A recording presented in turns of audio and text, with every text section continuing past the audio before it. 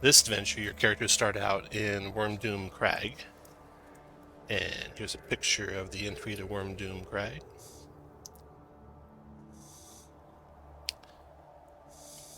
And before we begin, go ahead and do any purchasing you want to do. And you do start with a free potion of greater healing, or silvered weapon, or 10 silvered ammo. And you each start with inspiration. And let's do some character intros. We'll start with Kraylin. Go ahead, Kraylin. Kraylin is their Furbolg Nature Cleric, level 9. He is a worshipper of Eldath, and as next in line to be the priest or shaman of his tribe, he has sought out Icewind in the spine of the world to try to overcome nature's harshest environments to help prepare in his sort of priesthood, if you will. All right, next we have Helya. Helya is a forged cleric of Moradin.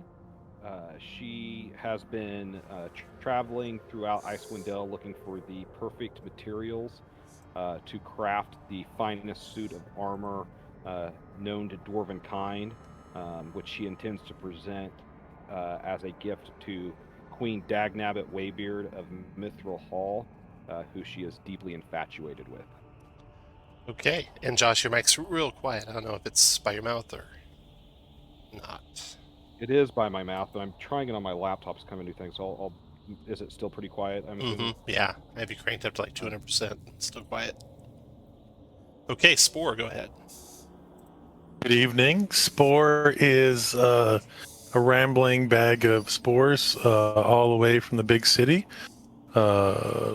Reformed pastry chef turned adventurer that ambled north and now has decided that she's not a big fan of the north and is second guessing all of her choices up to this point. So druid looks like a wood elf, but really playing into the thematics of a spore druid or druid of the spore, circle of spore.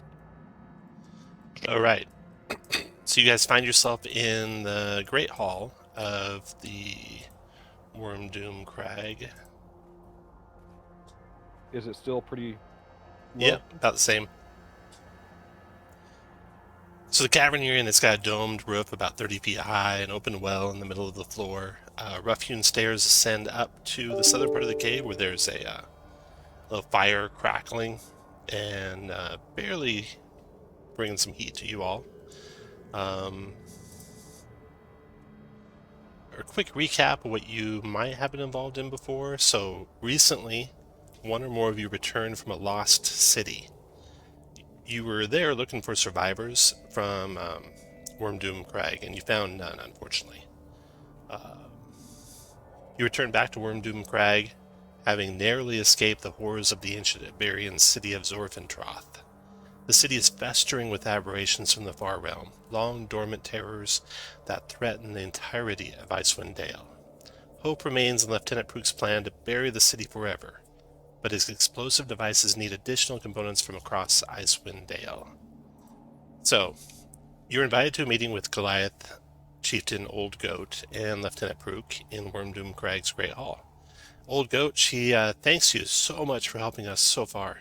Can you please once more help Lieutenant Prook? I think we're nearing the completion of his quest. Lieutenant Prook, a stout, hippopotamus-headed gift, paces back and forth, addressing you in a gruff voice. For this operation to succeed, you must acquire 3 key components. Only then can we assemble the bombs that will bury Zorfintroth forever. Well then, what are you waiting for? Hop to it! Naturally, you might have questions about what those components are.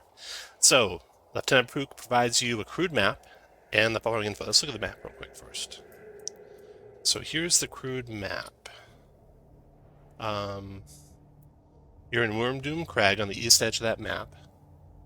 A little bit to the northwest is supposedly the ruins of part of a Netheril city.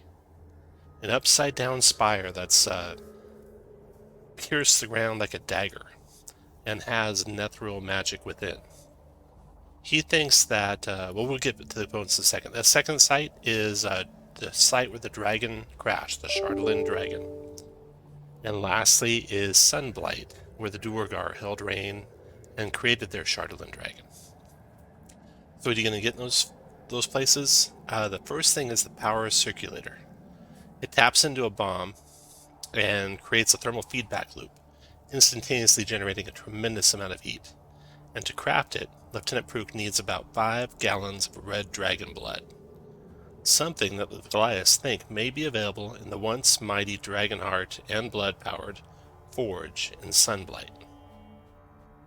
The second item he needs is the thermal excitron plural Z alpha, which converts heat into explosive energy, and he's got a hologram blueprint for the device, but he's got no way to make it. He instructs you to seek out the lost tower of Netheril. There, he says, you'll find a device with the ability to create a real thermal excitron plural Z alpha from his hologram blueprint. And he hands you the hologram blueprint, a little chip, like the size of a gold coin about. He says, you will take that and insert it into the slot of the machine. You'll know it when you see it. I don't know exactly what it looks like, but the Netheril had it. I know that for sure. And then you have the detonation amplifier, which generates enough power for the bombs to bury an entire city. And to craft that, Lieutenant Prook needs about 50 pounds of Chardolin. Something he wagers will be available in plenty following the defeat of Sunblight's Chardolin dragon, which is near Bryn Shander. Lieutenant Prook's going to stay behind to prepare a workshop to assemble the bombs upon your return. So, are you up to the task, you three? I can't think of anything that would be more exciting. So do we have to bring it all, like he's going to set up the workshop here? Yeah, gather it all And is together, it bring it back to Wyrmdoom. all together? Crag. Yeah. Okay. So if we go and come back and go and come back, it's not going to rush things Nope, anymore than we come with all 3 items at the same time. that's right. You can really go and get the items in any order you wish. The round trip is going to take you a good, probably 10 days in total. Oh, wow. Yeah, unless you have ways to travel across the snow really rapidly, which you might. No, we used to have those things, they look like from Final Fantasy, the birds, the emu-looking things. The axe beaks. Axe beaks. There Yes. were, yeah, there are axe beaks in and around Bryn Shander, so if you wanted to make your return trip faster, you could buy some axe beaks for sure. Okay. All right. And then you could keep them, they'd be your mount from then forward. I'm not sure what an axe beak and a saddle costs, but you can look that up in D&D Beyond. I know you all have the gold for it, so if you want to, you can definitely buy one. And there's nothing to spend your gold on in the middle of, Not a lot. right? Not a lot. No. Well, I am game, so I'm actually up for anything. So the order's Can up to hear me you. better, Tom? Still about the same. Well, Yeah, I can hear you. I mean, it's just soft. I can still hear you, so it's not stopping you from playing for sure. I'm going to turn them up, though. Yeah, everyone individually can crank them up.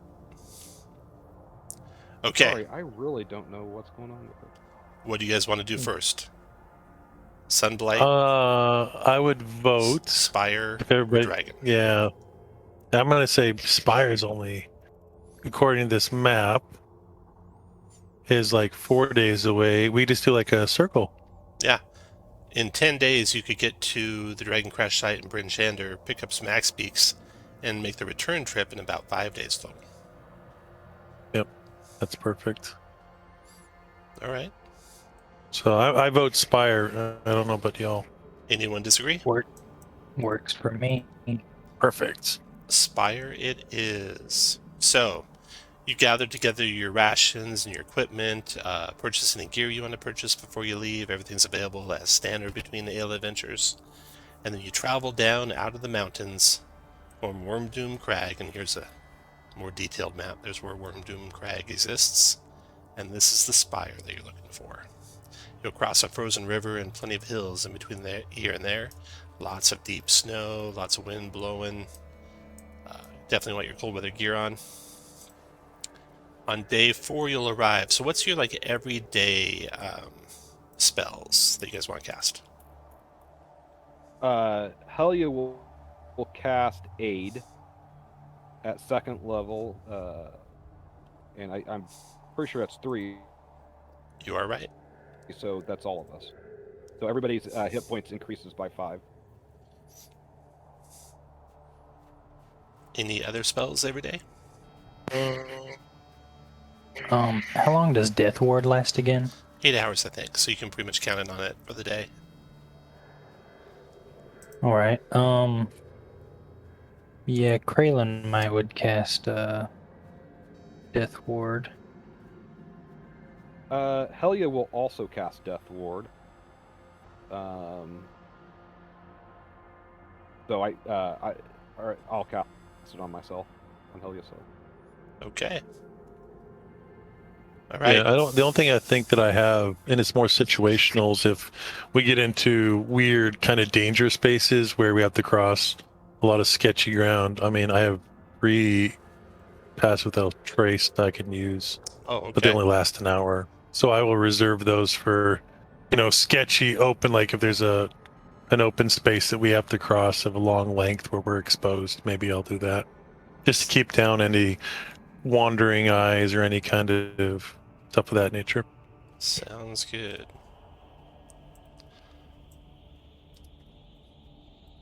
So you come to the lost spire of Netheril, and this spire juts up out of the ground about 20 feet, and it's black, unnaturally smooth stone. You have to climb down through holes in the floor. There's a tunnel through the ice that leads down to the first floor. And then each level of this tower is upside down. The thing like impaled itself into the ground upside down. It's like it broke off of something in the air and came falling down with great speed and impaled itself way into the ground. Each level is upside down and in ruins and illuminated by sconces with blue flames that burn toward the floor. You come to the entryway, and there's a couple of statues like on the ceiling. It's kind of disconcerting. The ceilings are about 10 to 12 feet high, and you're walking on the ceiling. So the doorway that you come to, it's only about 8 feet high, so there's like a 4-foot ledge to climb over to get through the door. Because you're walking on the ceiling, and the door didn't go all the way to the ceiling. So that will be like 1 extra square of movement every time you cross the doorway. The first 2 levels that you explore, you don't find anything that matches the description or anything to slot that chip into that you have. So you descend down and down, come down to the 2nd level, and then 3rd level. And it's like the thing had broken apart when it impacted, and there's tunnels that go between the levels and sometimes through the packed ice as they descend. So you have like a rope, basically, secured at level 1, and the first opening that goes down is like right here.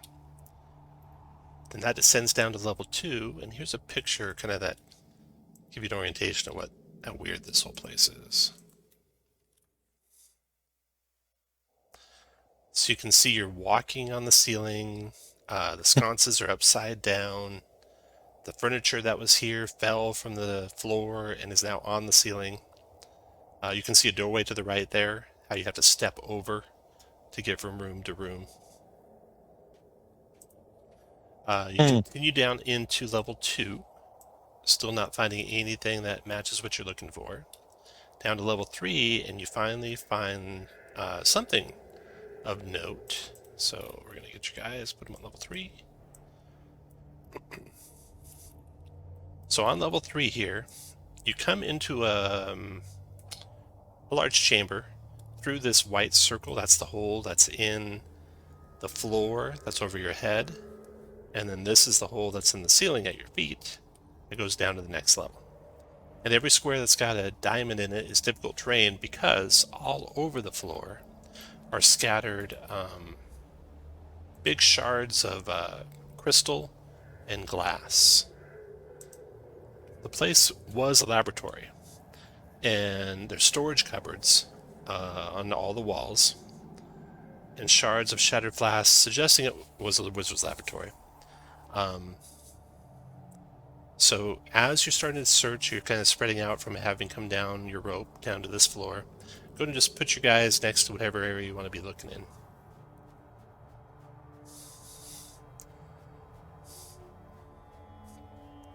And then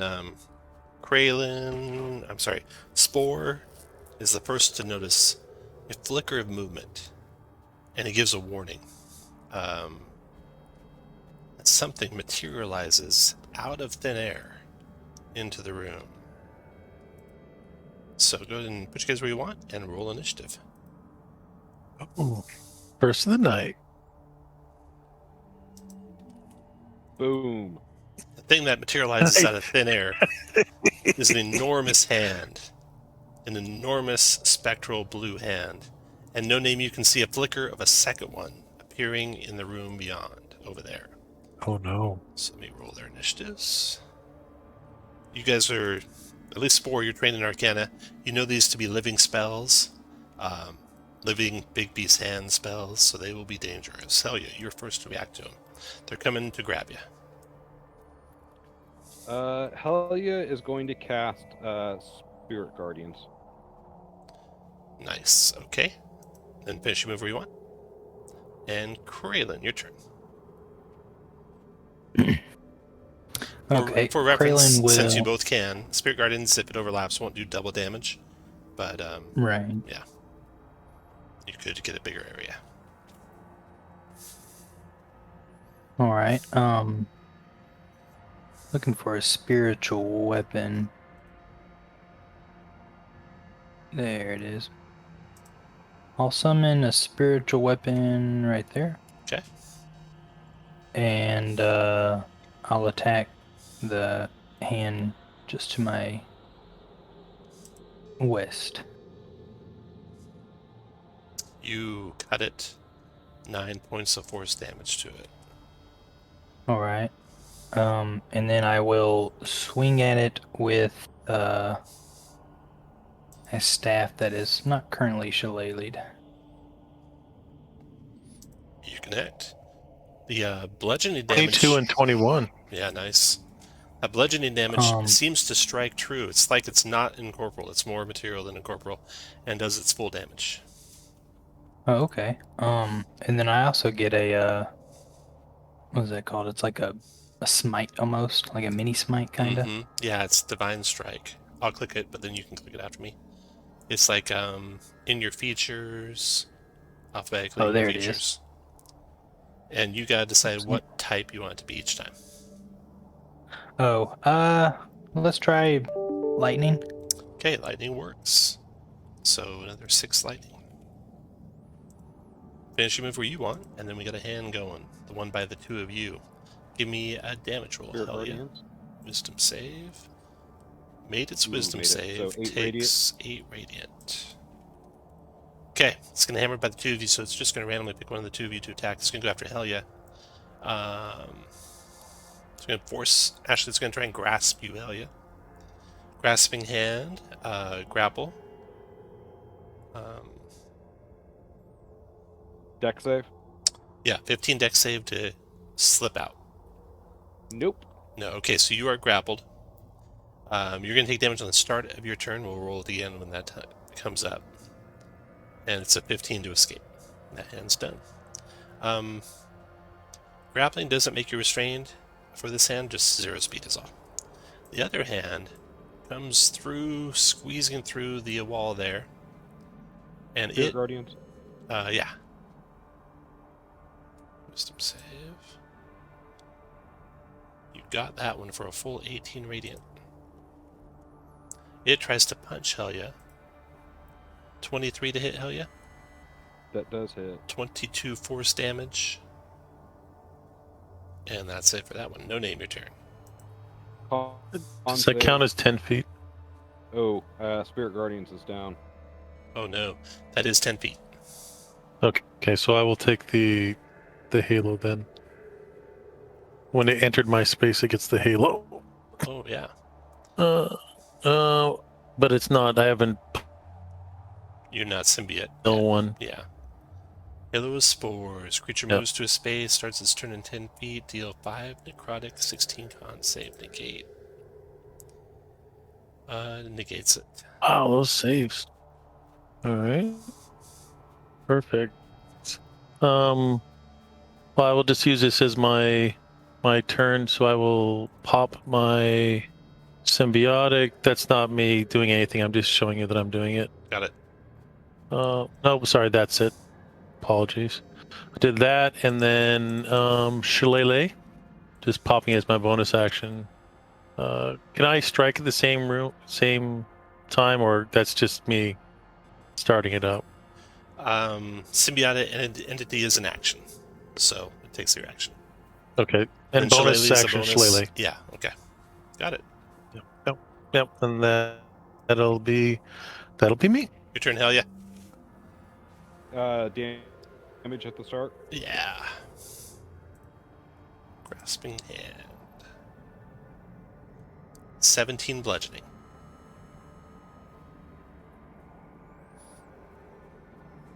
Well, this is sucking. Just gonna check to see if there's anything that would help me get out of this in my spell list. Don't think there is.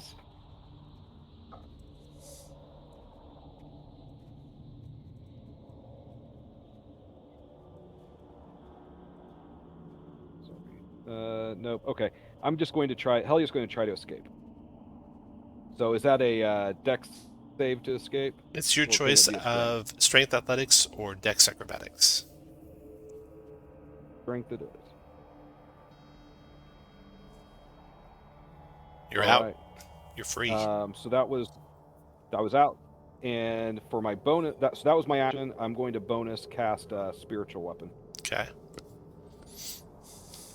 and I'm just going to put it in the exact same place as the other one is Okay. at right now. Sounds good. And then I'm going to attack the one to the south of me. Hit. 7 force. Graylin.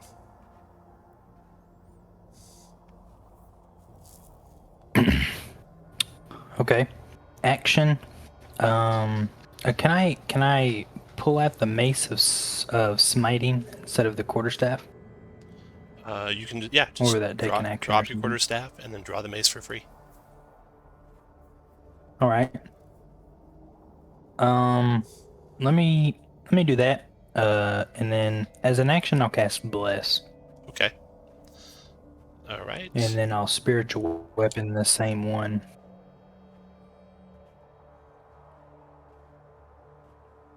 I'm assuming Bless gets all of us. Yeah, I'll hit you too. So as that's well. a miss, unfortunately. After Graylin, got a hand going. All right, the one that tried to get Helya stays on Helya. Tries to grasp again. DC 15 dexterity saving throw again, Helya, to avoid it. Grasp you again. I don't think Bless is going to help that. Nope.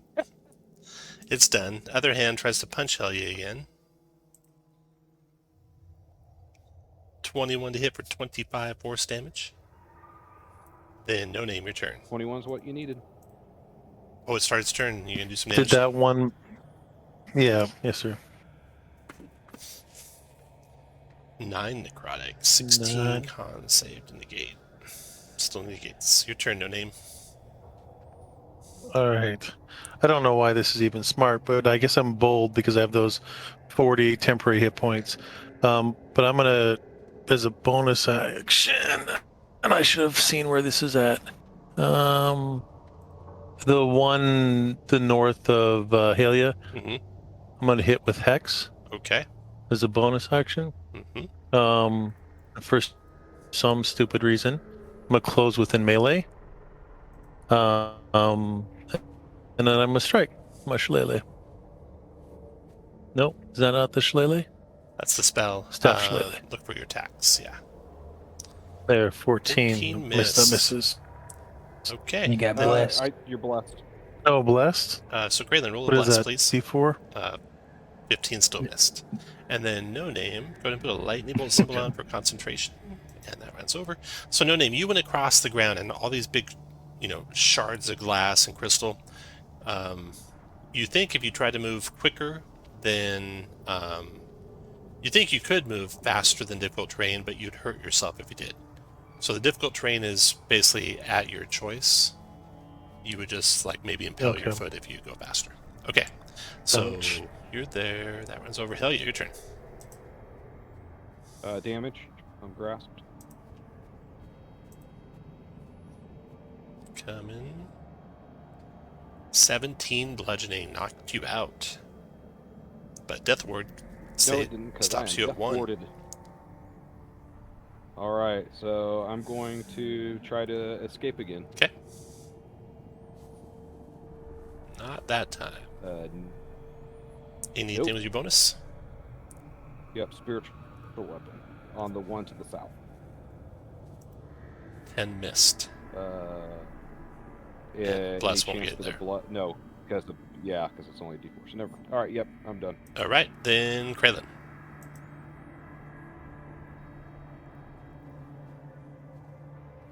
Same thing. Spiritual weapon on the one to the south. Got it for 11. Assume Okay. All right, then let's try this Mace of Smiting. Is that the Mace of Smiting? It's 14, 18. 18? I don't think it's a construct, but let me double check. It might be a construct. You might have made a good choice. It is a construct, so that makes a total of 20, which is a hit, and 8 damage destroys it. Good choice in getting the Mace of Smiting out. Hey, thank you for that, because I am no longer grasped. No longer grappled. What else, Graylin? I will carefully make my way up this way. All right. Gingerly. Hand in the aura, No Name. Want to use your reaction? Yeah. Okay. Yep. Oh, when it fails, it does 2 points of damage. But still, I think it's still a magical effect, the Halo is. So he has advantage on that, so he made it. Then No Name, your turn. I will shillelagh as my main one. Oh, nice shot. I don't need the blast. And he's So hexed. 25, So let's see. He will take. 7 He does take necrotic. plus 13. Got it. And bonus action, because bonus action healing word at second level for 9. Yeah. 9 back to me. Yep, 9 if I read that right. That is correct. All right. After No Thank you. Name, your turn, You're Helya. most welcome. Helya is going to drink her potion of greater healing Okay. as her action. And get 19 back. Good roll. And bonus action, attack with spiritual weapon. 25 for 8. That's a hit. 8 damage. Got it. Okay. Then after Helya, Kraylin. Wombo combo. Roll your bless for your 18 spiritual for weapon. 8. 18 missed. Oh, 18 misses? Yep. Ooh. Ooh. Roll your bless for your mace. Actually, you hit. 21. 23 is a hit. For 6 magical bludgeoning. 7 to 8 because it's construct. Let's see. 2 lightning, if Ooh, that and matters. 2 more lightning. Got it. Almost got it. The hand in your aura, No Name. I'll use your reaction. Okay, here comes the save. Sweet. It's made it, and then No Name. Wow. Now the hand's turn. It's going to use its Force Fist on Helya. Critting her. 38 points of force damage. Helya is thrown Helya's across the down. ground. Kids to a stop over there. Let's see. Does it push and move large amounts? Yeah. So Helya's pushed 5 feet. Hand's done. No name. Your turn. I will shillelagh. Can I get that bless? Yeah, Graylin. See if you can. Oh mess it yeah, up. sorry. You did. That's a hit. That 21. destroys it. So that, yeah. All right. You stabilize Helya, no problem, and then you can decide what you want to do to get her back up to 1 hit point or more. I'll use my greater potion of healing. Okay. I'm gonna roll that. He did the most of the damage, so please take mine. Nice. So Helya, you come to, lying amongst the glass shards in the Netheril city here. Those hands, your Arcana thinks that they are ancient, some sort of ancient spell, no name. Some sort of ancient spell of the Netheril is probably. Hopefully, there's no more around. You look around, you don't see any more. You do, while you're looking around, notice a couple of scraps of paper sticking out of one of the cabinets that has doors that are shut. And the paper is written in Draconic. Anyone speak Draconic? Nope. I will next campaign. No. Oh, and I don't have comprehend language. Nope. Let me see if I have comprehend. Wait. Don't I have that staff? You have a I black have the Chardolin staff you've been bashing that thing with. I wonder if that, click it. Staff and Chardolin. Yeah, I do. Votist. Is this just gonna attack? Where's the? I came in here early and clicked on everything. Okay, here it is. In your gear, it'll be there. Although I just it's clicked on it. I'm waiting for the API. I clicked on it too. It's not doing anything. Me too. Probably have to Broke restart the internet. We did it simultaneously. Clicked it.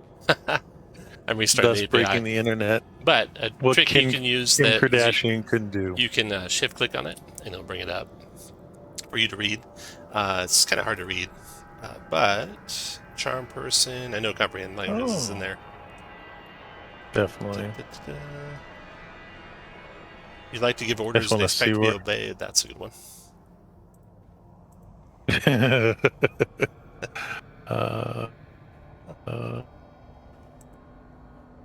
Oh, there it goes.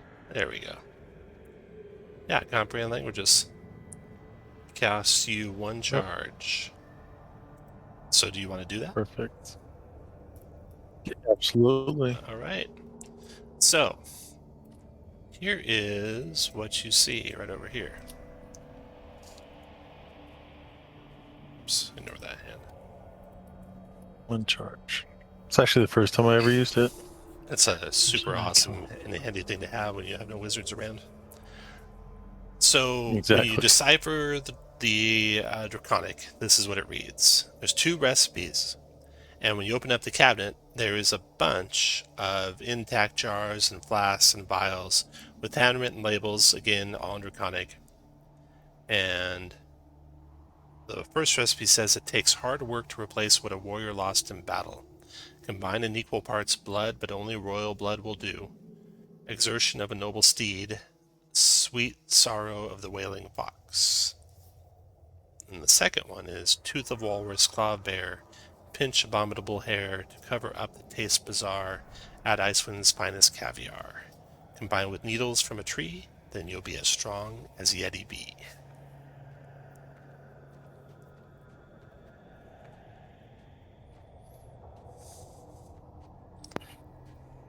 So, fox, tears, or sweat, and blood, but only royal blood will do. Right. Which one's royal? Goat or squid? I think royal squid. Is that a type of squid? Let's see here. Who's trained in nature? I think no one's trained in nature, actually. Let me see if I can give you any hints No. based on your scores. Go does stand for the greatest of all time. I'm not quite sure that's what they're getting at. I Isn't wouldn't it- put it past them. I thought there was like a squid that's called like a king squid or queen squid, something like that. So, looking at the goat blood and the squid blood, the only thing that differentiates the actual blood is one is red and one is blue. The goat blood is red, the squid blood is blue.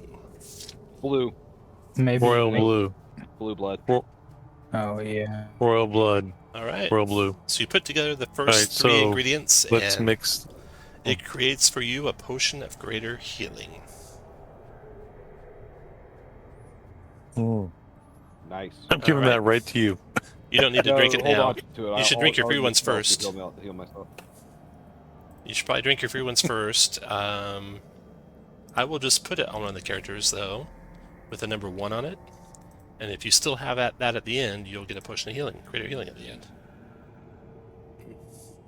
And no name, you're going to take yours off, because I think you used yours.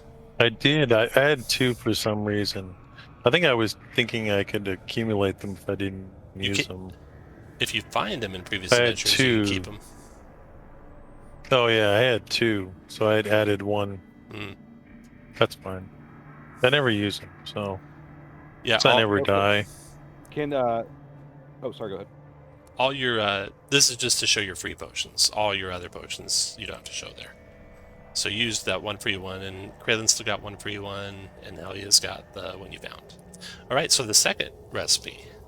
What do you want to mix together for Alright. that? Powdered walrus. Yeah, Powdered walrus tusk, bear claw, yeti fur. yeah. Caviar would be knucklehead trout eggs, Yeah. Yep. Pine needles. Pine needles. needles, and that's it. Okay, you have a potion of hill giant strength. Oh wow. Who likes the melee? Helya does. No, well, you got either one of you can have it. All right. I'm all about tough guys having the potions. You still don't find what you're looking for on this level, as far as what to use the chip in. So you continue down to the lowest. Oh, before you continue down, do you want to do any healing?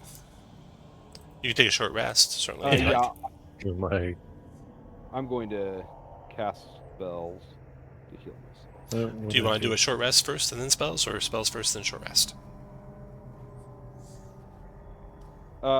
We could do a short rest if you guys would prefer. Okay, go ahead and do it. Yeah. Go ahead and spend your hit dice, Helya. Um, While you're doing that, I'll reveal what you see in the lower levels.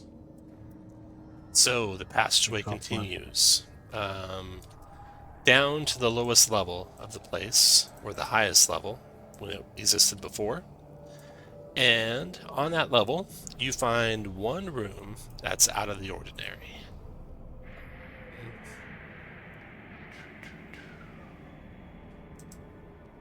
Did the cupboards already? Did the 2 files? Okay. The ruin chamber. So the walls of the chamber you find on the lowest most level are inscribed with the interconnected ruins and marred with cracks. What is now the ceiling bears a similar inscription that swirl inward, converging around a golden crystal disc 5 feet in diameter, and it's got a place to insert the chip that you have. When you insert the chip therein, it projects first the hologram of the plans for the thermal excitron plural Z alpha, which consists of a strange contraption with some wires. At least that's what Prook told you. There were wires all around, and dials and buttons. And now the hologram starts to materialize and turn into the real thing. And now you have that first component. So you're done exploring this. It's time to move on to the dragon site, which is multiple days away, so you'll get extended rests before you get there. I feel like I would use, given that I knew that Thought you it's had me do multiple. all those hit dice. And I will use one of my wild shapes to, I don't know what I can do at 10th level, but I will do something that can creepy crawl up the tunnel and help and assist everybody getting back up. All right. Like a spider or something of that nature. Good deal. All right, so you travel some distance away from the Spire, and you spend your first night out on the tundra. You make your camp, you get your tents up, you huddle up by fires, and try and keep warm in this never-ending Rime. You sleep fitfully through the night. You each take turns on watch, and in the morning, or just before the morning, there is something strange. The ground begins to roll like a wave. A deep rumbling surrounds you. It builds and builds and then ends with a sudden massive jolt and a thunderous cracking and crashing sound carried through the earth and echoing in the air. In the silence that follows, you look around and try to place the source. It seemed to come from somewhere far to the northeast, from the Raghead Glacier. Later that morning, something startling happens. A ray of sunlight shines low across the land. It alights the hill where the lost tower of Netheril is, but the tower is gone. Has the never-ending Rime ended? And what happened to the lost tower of Netheril?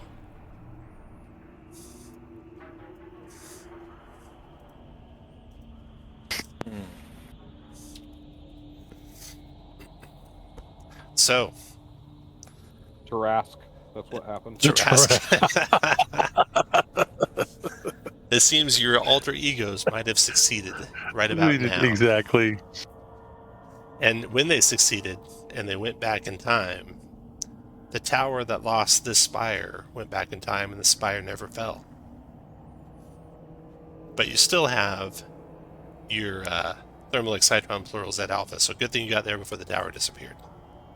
Oh, I know. If we would have went the other way. Yep. Wouldn't have made it. Nope. Okay. 3 more days of travel ahead of you as you get into Bryn Shan, or into the 10 towns. Or in my campaign, the 3 towns, or the 2 towns, whatever was left, after the dragon rampaged. You pass by the ruins. I think we only lost 2 towns. Really? Was it 8 towns after they were done? I think you're right. Yeah. I think it was 8 towns. Goodmead and Dugan's Hole died. I will say this. I've read the adventure, and it is impossible to save any of the towns the way it's written. Yeah, it is. Written poorly. It's the stupidest thing ever.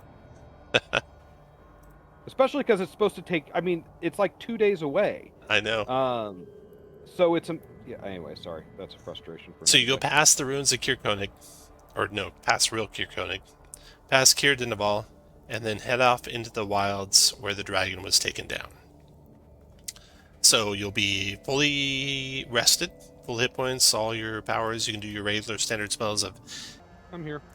It is amazing what a hardline does over a Wi-Fi line. I was dropping frames like crazy, and now I'm dropping 0 frames. Kind of like how I drop beats. Alright, so... Let's see here. You guys are on... Oh, yeah. You are over here by the dragon. Got about a minute. Is everyone back yet? Type back if you're back.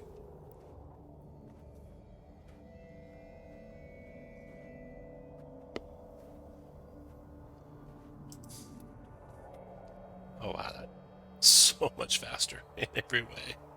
I can't believe I lived this long with just Wi-Fi, thinking that it'd be fast enough. I don't know. Some of them they're lightning fast. Yeah. And then other ones are like dial-up. I've got like 4 kids, and I don't. Oh, yeah. I have 2 kids. Netflix. Streaming on 5 TVs. Yep. Yeah, this is a lot better.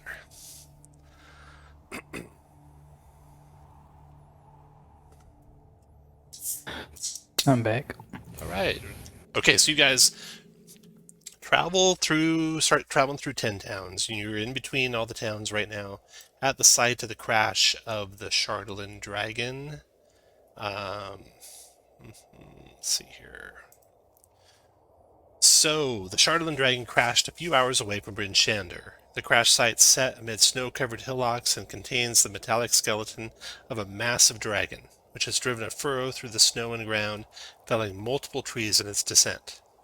A small wagon with a green awning stands out due to the fur-trimmed birdcage sitting alongside the driver's seat. It seems you may have got here too late. The dragon is scavenged. The Chardolins all but gone. The woman is loading the last piece of Chardolin into her wagon. She sees you approaching. She says, "Hail, who are you?" We are Chardolin reclamation officers from a local diocese. My, Just I've kidding. never Just heard kidding. of We're such. just adventurers. Yeah, I'm just Okay. kidding. I know. I'm just Okay. kidding. Well, you know what? I'm working on humor. I need someone to, go with me back to Bryn Shander. It's kind of dangerous ground here. Would you No. be willing to help guard me on the trip back? Yeah. Is there any chance of us getting some of that Chardolin if we do? I suppose I could part with a couple pieces. You look over the Chardolin, eyeing, how much of it's there, how much a couple pieces might weigh, and you think if you talk her into the right pieces, you can get 50 pounds out of it. Which is what you need, 50 pounds of a Chardolin. Well, I think it's a great idea. Okay, well, A little bit of you scratch our back and we Yeah, steal your Chardolin. that sounds good. My name's Gallia. She asks each of your names in turn, and then she introduces her chicken. This is Henrietta. I consult with her for all important decisions. Henrietta, does it sound like a couple pieces would be a fair trade? Henrietta kind of cocks its head. You see it's a little white chicken with tufts of feathers between its feet. So well adapted to the cold. Cocks its head and then kind of nods, and then goes back to pecking at some grain that's in its cage. Gallia, the woman, she's dressed in thick furs. You kind of smell like a slightly herb/fish smell. Like she's probably a local, probably does a lot of fishing, which is like the main source of food right now. She says, "Did you see the sun came up today?" Yeah, wasn't that glorious? I know. I don't know what happened. I heard a tremendous sound coming from the northeast. Mm-hmm. Yeah, like an earthquake almost. Yeah. Yeah. Well, I guess we should get going, right, Henrietta? And Henrietta clucks a couple times, and then she starts shooing her horse to go. Really decisive chicken. You guys can take up whatever positions you want around the wagon, in front of it, behind it. So I'm going to put you guys where you want to be as you're traveling toward Bryn Shander. Yeah, I want to be right next to the chicken. It seems to be the power player here. All right. As you're traveling, got a passive perception of 18 for Spore. Do some stealth checks here. 16 doesn't make it. And neither does... Okay. So, Spore, you see a rustle in the trees to your right. You catch a glimpse of a human form over there before it springs to attack you guys. This is what it looks like. Bare-skinned, and this weather is crazy. Frostbitten on some of his fingers and extremities. Got a mace, or a flail more actually, with like chunks of Chardolin put into it as the spikes. And he just kind of seems in a daze and is stumbling around back there, but then is getting momentum and coming your way. At the same time, Spore, you hear some movement, but you don't see anyone over on this hillock over here. This hillock's about 20 feet above the path that you're on. Pretty steeply sided too. So that would take 20 feet of movement and of course a half speed for climbing. So to get from the ground to the top of that thing would take you like 40 feet of move, unless you can climb. But it doesn't look like it'd be too hard to climb, so it'd be pretty easy to get up there to find out if there's something behind that tree or something. You hear something moving back there. Roll initiative, everyone.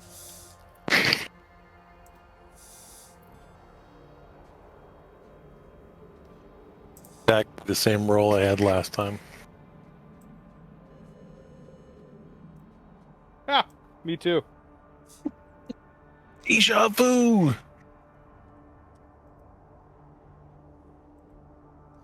Alright, so...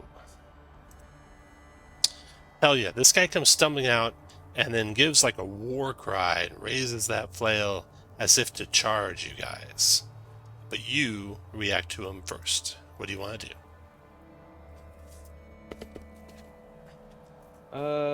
Helya will cast first spiritual weapon and cast it. Let me get the token for it. I'll show you.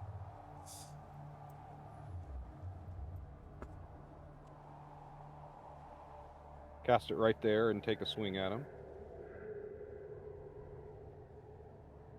25 hits him 25 easily. hits well. 12 points of force damage kind of startles him awake. Doesn't seem to do a whole lot to stop him, but does hurt him. And we'll move to right here and ready a Warhammer attack. The Berserker comes next. He moves, speed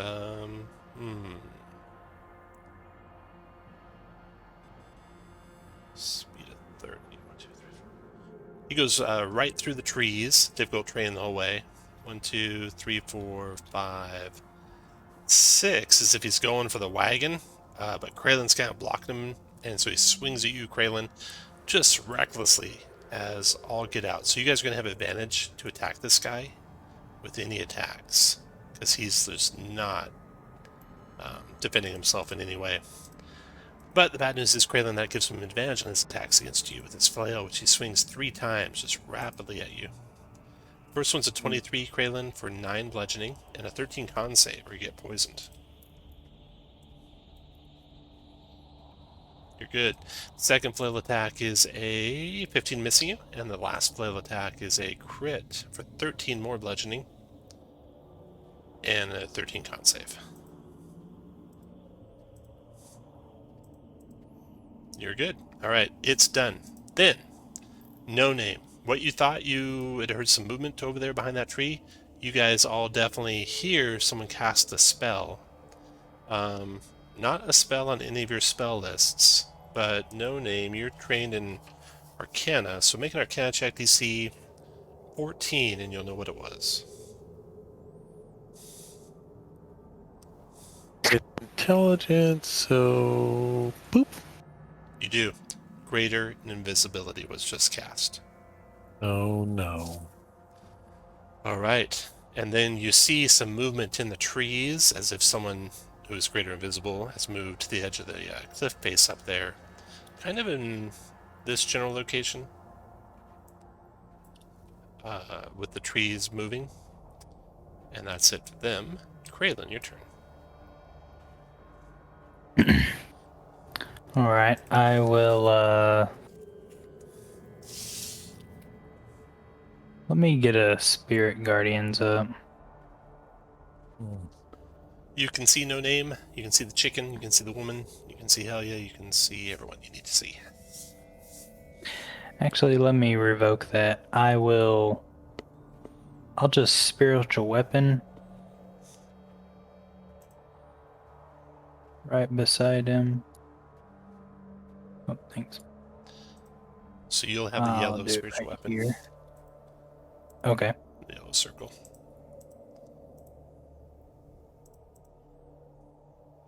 16 hits, or 18 hits him, doing 11 force damage. Right, then I'll attempt to mace him as well. 10 missed. That was good. After Kralen. No Name, your turn.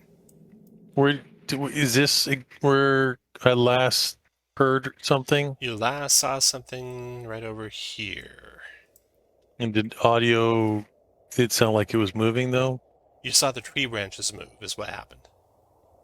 All right. So I will do click on my character.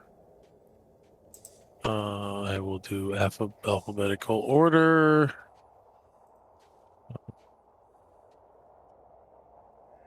Right there. So I will do fairy fire. And then I guess I gotta draw a box. What level do you want to cast Fairy Fire at?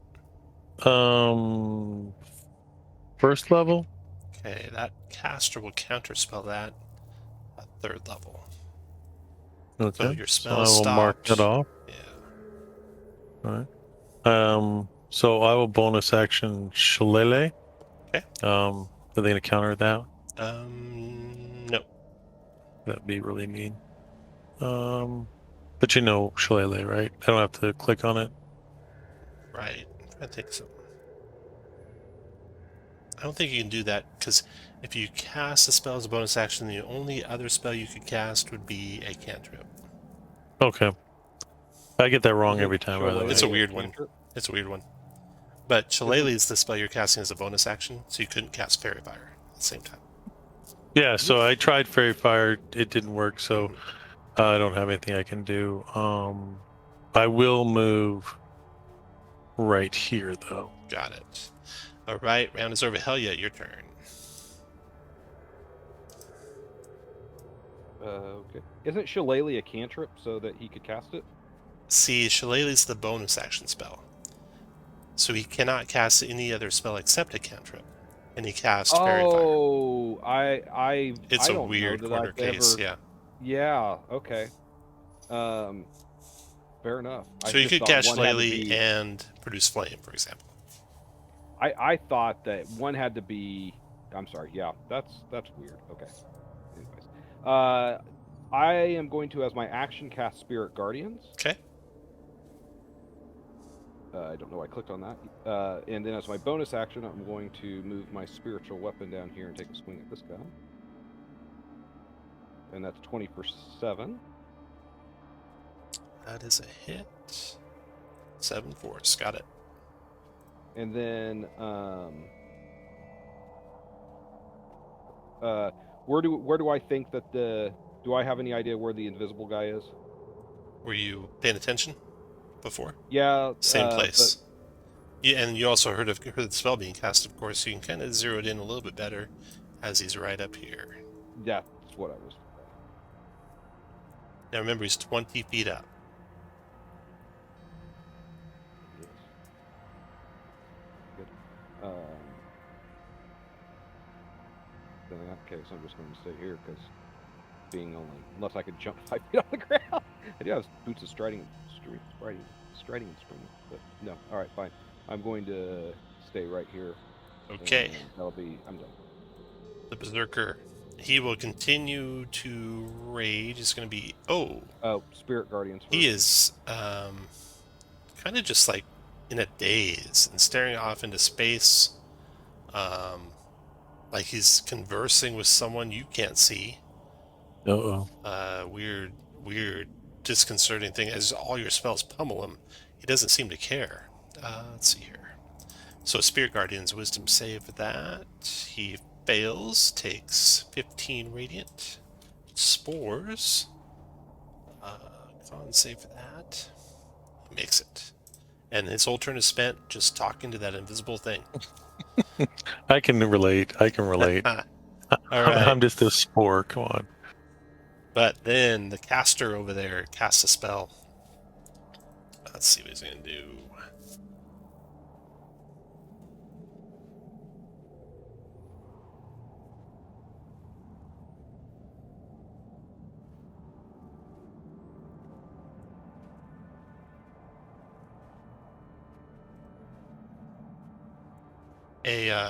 You see, first of all, you hear the spell being cast, and no name, you know what it is. Before you see it coming your way, a fireball was cast. You see the little globe of fire go shooting past your left shoulder, and behind you, and erupt in a huge explosion.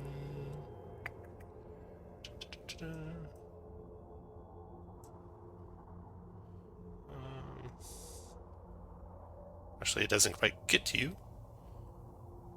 Sorry, it goes the other direction. It's going to get to there. So it licks at the cart with the flames, and a little bit of smoldering happens, but it doesn't catch on fire. The horse is spooked by it, but not burned.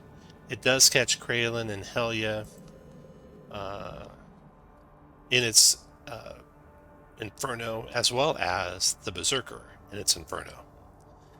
And as the snow hisses and steams and melts away, you also see that there is a pit trap that you avoided right here. Under the snow, and now it's exposed with the melting snow. The fireball damage cast by that caster is... It's doing it at 3rd level, 26 fire damage, DC 14 dex save for half. And don't forget, you resist fire, I think, Helya. Well,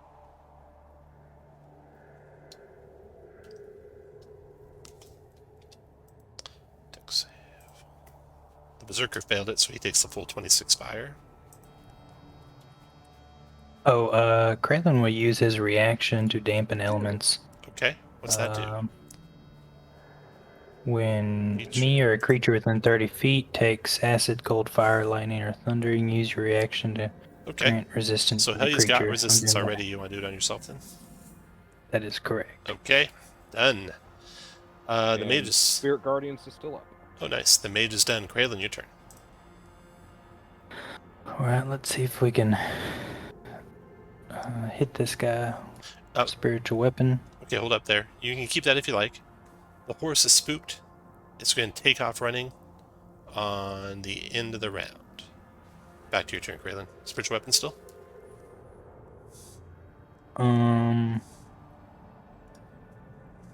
Yes. Okay, that connects, does 11 force damage to the Berserker. Alright, and... Do I think if, like, animal friendship was cast on it, or do you think... Yeah, if you did animal friendship on it, or did a animal check, DC 15, if you were adjacent to it, either one of those you could call me, you think.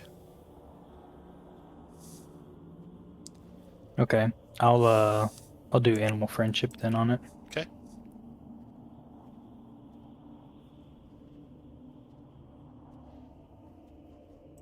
So that's 30-foot range. Intelligence 3 minus BCC charm, 17 wisdom save negates. Okay, so here's a straight d20 roll for his wisdom save. Holy mackerel, that horse is scared. I think horses are 10 wisdom. Horse riding.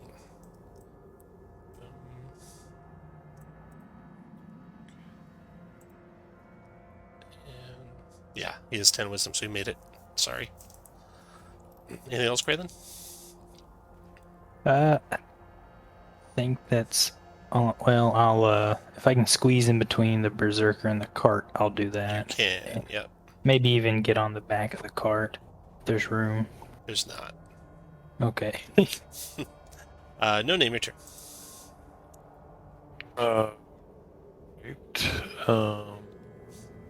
Let's do this again. Let's see how many spells he wants to blow. I'll do Fairy Fire again. In the same area. Okay. That's a dex save, right? Yep. Here we 16. go. No counter comes your way. The dex save is a 10. You light him up. There he is. All right. That is my spell. Mark Okay. that off. And so I have, what's my movement? 35. 1, 2, 3, 4, 5, 6, 7. I'll move to there. And that'll be the end of my turn. All right.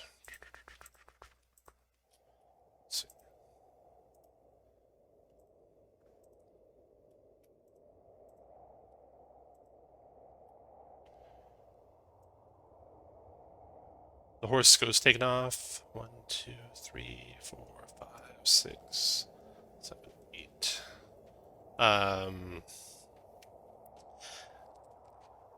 Helya's trying her hardest to stop it, rein it in, so it doesn't move double its speed. It only moves one time, doesn't even move its full speed that. It's going right over you, Helya.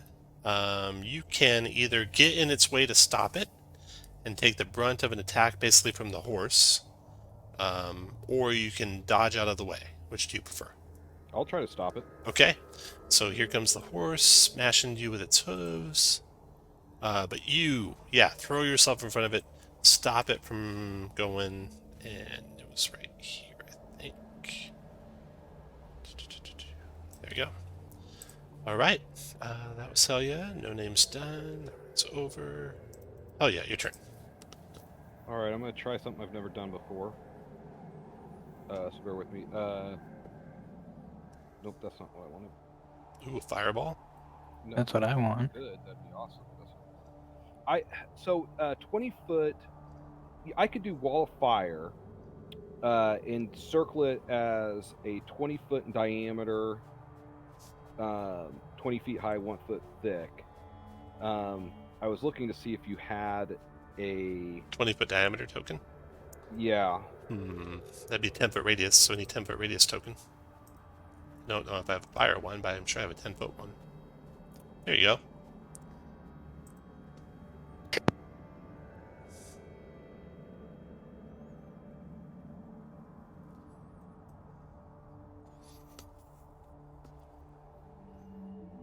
Case them in a wall of fire?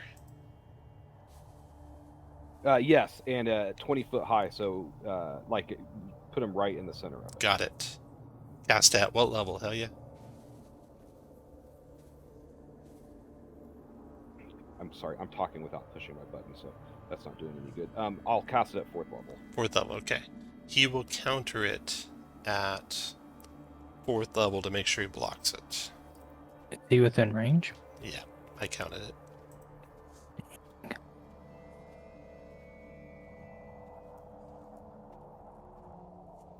What else are you? Well, he sucks. And bonus action with my spiritual weapon. Go for it. 27 for 5. 27 for 5. Okay, after Helya, the Berserker. Or did you want to move, Helya?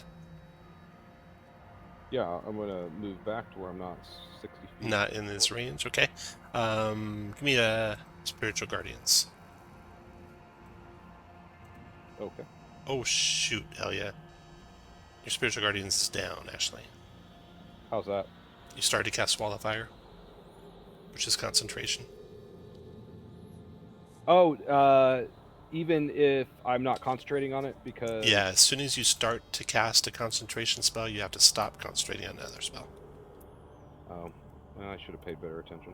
Sorry about that. No worries. Okay, so no Spirit Guardians. Let's see what he does in his turn. He is not talking to some extra dimensional being this turn. Instead, he proceeds to return to recklessly attacking Kralin.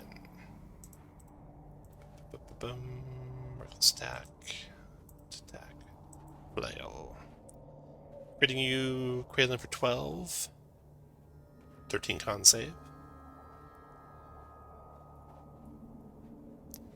So you are, unless you have advantage, now poisoned till the end of your next turn. And then he hits you again for 6 bludgeoning. And hits you again for 10 bludgeoning. And poison. I don't know if I have a poison icon, so we'll just use the bloody eye for that for now. That Berserker's done, and the mage's turn. He will cast...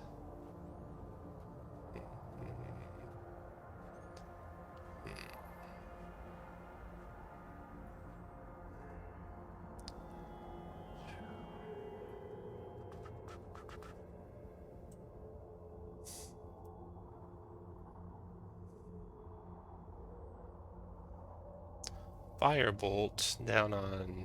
Oh, He'll do magic missile down on no name. He'll do the magic Yes. missile at 2nd level no name. Yeah. So I dodge. 9, 10, 11, 12, 13, 14. 15 points of force damage. Yep. I'm going to take your temps off because you haven't done that yet, have you? I'm about to.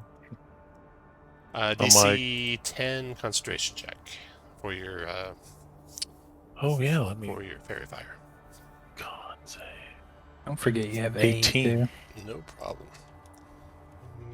He's going to go What behind the you said? tree. Aid. Aid gave you 5 to your max and current hit points. Oh, okay. He goes behind the tree. After his turn is Kralin. Alright, spiritual weapon to try to dispatch the berserker. You 25 do. for 9. He falls at your feet. Alright. You want to move that weapon, any? Uh, I think you actually have to move before the attack. yeah, I don't think it'll Yeah. get there. Can I see him behind the tree any? No. Okay, but can I? You know he's back there. You could area effect back there somehow. Alright, well,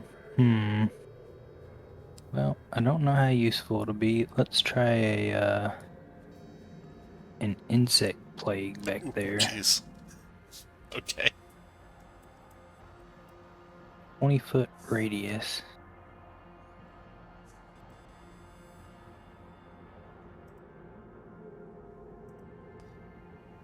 I assume I can see that spot, or See, you can see right above the tree, so like there, or right below the trees, so like there. okay. Yeah, that'll work. There. I think that's right below. Yeah, that's right below the tree. Okay. So an insect plague erupts all around up there. He takes damage at the start. How much? I'm going to click that insect plague spell. Right there. There we go. That's a good range on that spell too. All right. Wind appear 20 piercing, 17 con save for half. Here's his con save.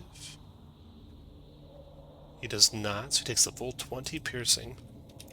And then he's got to make a con save to stay invisible, which he fails. So improved invisibility is gone. Or greater invisibility is gone. What else, Kralin? Action bonus. I think that's about it. Okay. No name, your turn. All right. Symbiotic. I'll get my.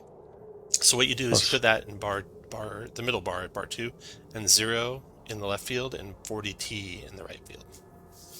Since temporary hit points don't have a max, you just need one number to show them.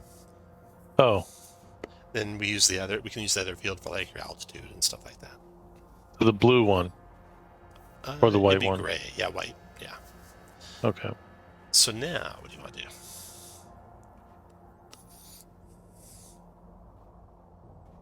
All right. I would like to move 1, 2, 4. 1, 2, 3. Okay.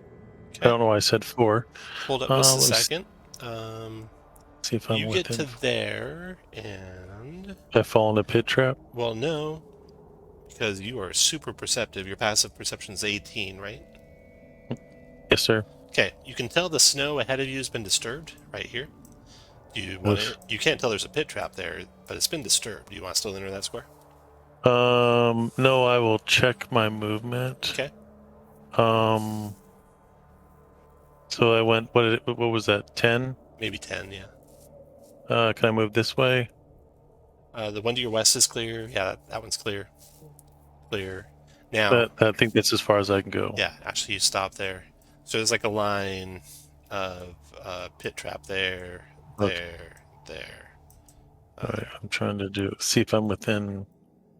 So that's 30 feet, but it's really 50 because it's 20 up elevation wise. Range uses square range, so you take the shortest distance, so you're 30 feet away from him. Okay. So I haven't done this yet, so I want to see what this looks like. I need a... Is it a cube? I want to try to toss my spores. Oh, cool. Okay. Ba-dum-bum. Spreading my spores. Spread 30 feet, 10-foot 10-foot cube. I don't know if I have a Yeah. 10-foot cube spell. That'd be a 5-foot radius would And do it, so this will radius. do it. There you go. Okay, perfect. And seeing these glowing. Mhm. That's not really effective, right? Because I'm going to do it anyways, but there we go. Okay. So once he starts his turn, so it doesn't do anything immediately. Race 1, use feature again, dismiss its bonus. Yeah, handy. That was a bonus action, do that, okay. Yeah, so primary action to use my wild Restart. shape. Yeah. Okay, so, okay, got it. No name's done. Helya, your turn. Helya's going to cast Animate Objects and animate 10 pine cones off that pine tree to attack him. Nice. So, animated objects got a range of 120 feet, and you command them to swarm all over him. Yep. And then you have a button there, right, of that says AO Tiny. Just click that. Hit that 10 times. It'll make just one time. It'll make all the attacks. Oh, that's awesome. Okay, here we go. All right, so he has an armor class of 15. He can shield, so he can get to 20. So the first one he'll shield. Then the 27 hits, 27, 24, and 20 all hit. So, 8. And they have advantage, right? Because he's fairy fired. Oh shit, yeah. So attack 8 would also hit. Okay. So And, they make wait, quick work of the fairy-fired, spored, insect-plagued, pinecone-ridden mage. There is just blood everywhere when you eventually get up there, and That is brilliant. he is absolutely annihilated. That is. Wow. Wow. he shouldn't have counterspelled my wall of fire. No, that pissed you off. Yes, it did. I looked for my highest level spell. And there you go. What level is that spell? Level 5. Man. I've got one spell slot. I had at 5th level. All right. Well, Galea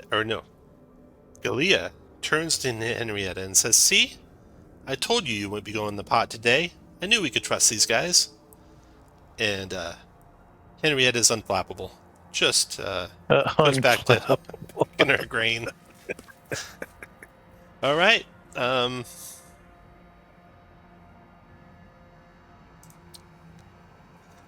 So, you guys take Galea back to town. In Bryn Shandary, she hands over the pieces of Chardolin that total 50 pounds that you need. And also in Bryn Shandar, you can resupply if you want to buy any equipment. And you will have a fully extended rest before the next encounter, so you can reset all your stuff to full, including your aid spells and your 2 death boards. And then you can get some axe beaks if you want to make the trip back more rapid. Well, we were supposed to look at how much those cost. Yeah. I know you have enough gold, so just look it up and log it next time if you want to get some. 50 gold. And it's just a normal saddle. I think it's like gonna have to be an exotic saddle. I think they have such a thing. Maybe not. They do. So the saddle costs more than the axe beak. That could be. That sounds like the economy. All right, so I'm grabbing you guys, and we're gonna go to So how much are we spending a piece for an axe beak? I don't know. 110 gold, it looks like. 110. 110 a piece? Yeah. All right. I'm spending 115 to get mine monographed. We get to keep this axe beak for Right. future. Yeah. All right. The heck yeah, I'm doing it. I thought I had one before, but I think we lost it at the end. I think it was just like a temporary thing. Yeah, there's one that they just loaned you for the adventure. Oh, okay.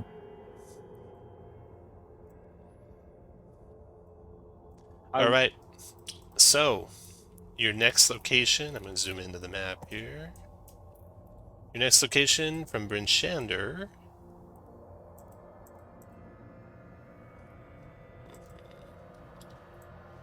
Shander's there. You travel down Tent Trail a little bit, then peel off into the mountains. Have to go back the back road up into this, following this river valley, and then it takes you to Sunblight.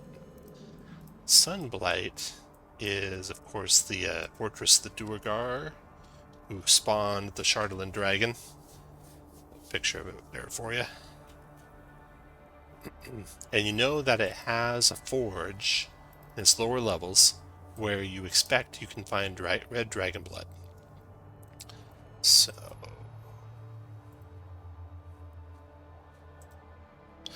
to reach Sunblight, you trek into the spine of the world mountains. The citadel rises up more than 100 feet, a sheer, imposing mountain wall carved with arrow slits. A narrow staircase hewn from the gray rock leads up to an icy shelf and the vestibule entrance. Actually, I should say, who's going forward first? Are you guys going to go as a group? Helya will always go first. Okay. Yep. Alright, with Spore right behind, you have a pretty good passive perception. The exterior doors are damaged and open. The portcullis beyond has been jammed open with an iron war pick. And daylight filters in from the entrance and illuminates the room. Hewn from plain gray stone, the floor is paved with flagstones, many of which have been dislodged. A snarling Duergar, war pick and shield raised as if to attack, stands at the back of the chamber. It doesn't advance or cry out at your arrival, but it does seem agitated. So, grab your token, your minis, your...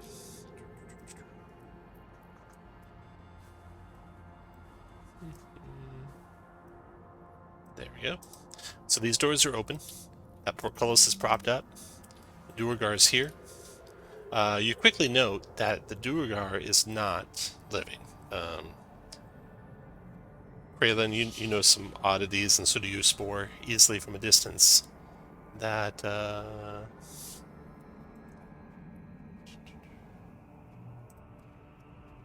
indicate there's no need to rush an attack against this thing. Helya's rushing to attack. Go ahead and move on up, Helya. You guys want to stop her? You try to stop a dwarf. I know, right? Okay, Helya, go move up next to the Duergar.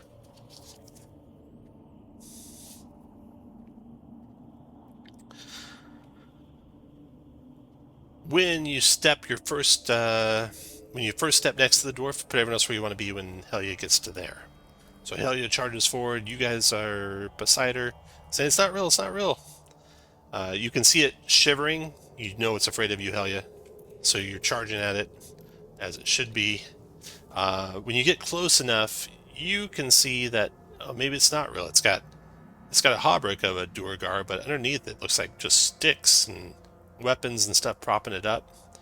And unfortunately, your foot crunches down on a pressure plate. The loose flagstone floor was hiding a trap underneath. Everyone roll initiative, please.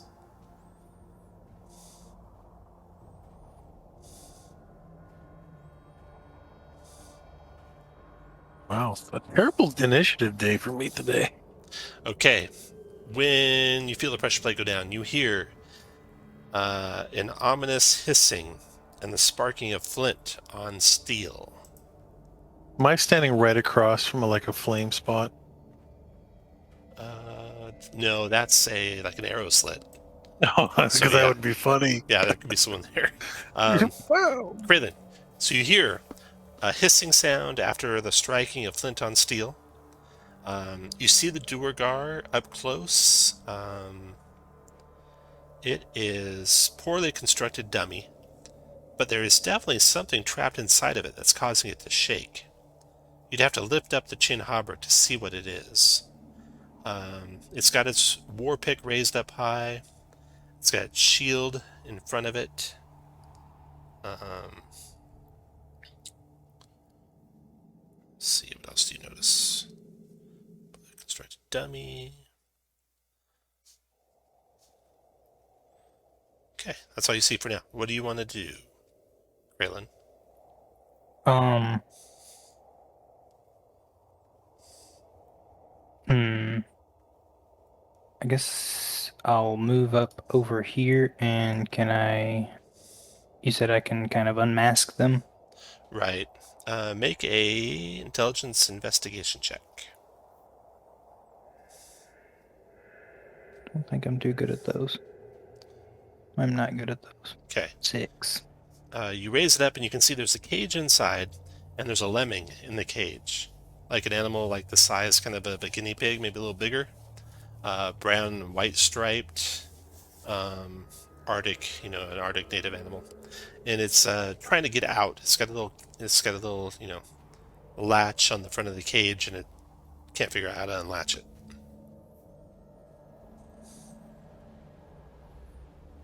All right. Do I still have enough anything to do anything? You could do a free interaction still, and a bonus still, and some of your movement. All right. Can I try to calm it down while letting it out? Yeah. Make an animal handling check. All right. Well, actually, you can't. You can let it out, or you can wait till next round to calm it and let it out.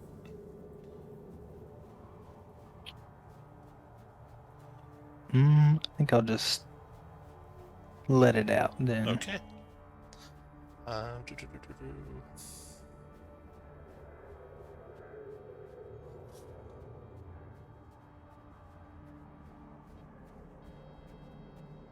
Unfortunately, interlocked with the opening mechanism of the cage is a taut, thin string that releases the hammer, which comes crashing down, or the war pick, which comes crashing down in an arc and strikes the shield with a resounding sound that echoes through the halls. You hear echo and echo, and then you hear the hissing sound some more, and you see there's some sort of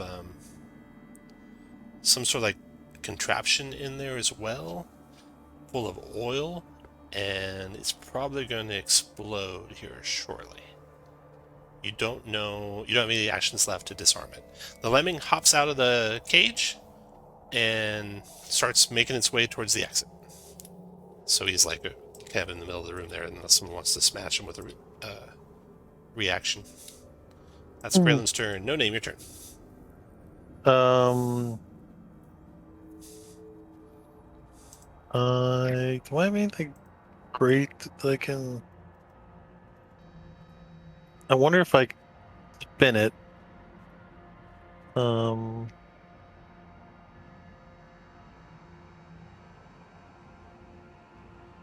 Okay, so I'm gonna move over here, which is 1, 2, right? I'll say that's 5 feet. Okay. Can I grab? I'm gonna grab. I'm Yeah. sorry, what? I'm using that owl for the lemming. All right, I'm gonna grab the. How big? Like, does it look like it's on the ground? The lemming? Does it look? No, the suit of armor, or whatever. Oh, The Duergar. yeah, it's on the ground. Yeah. But does it look like it's heavy? Yeah. Like, can I wrap my arms around it? Yeah, you can move it. Can I move it? Yeah. All right, and then I will grab it, and then I will.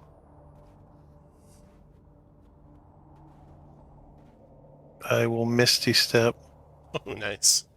to. I think it's only 30 feet. It is 30 feet, yeah. Right here. So I will Misty step to here.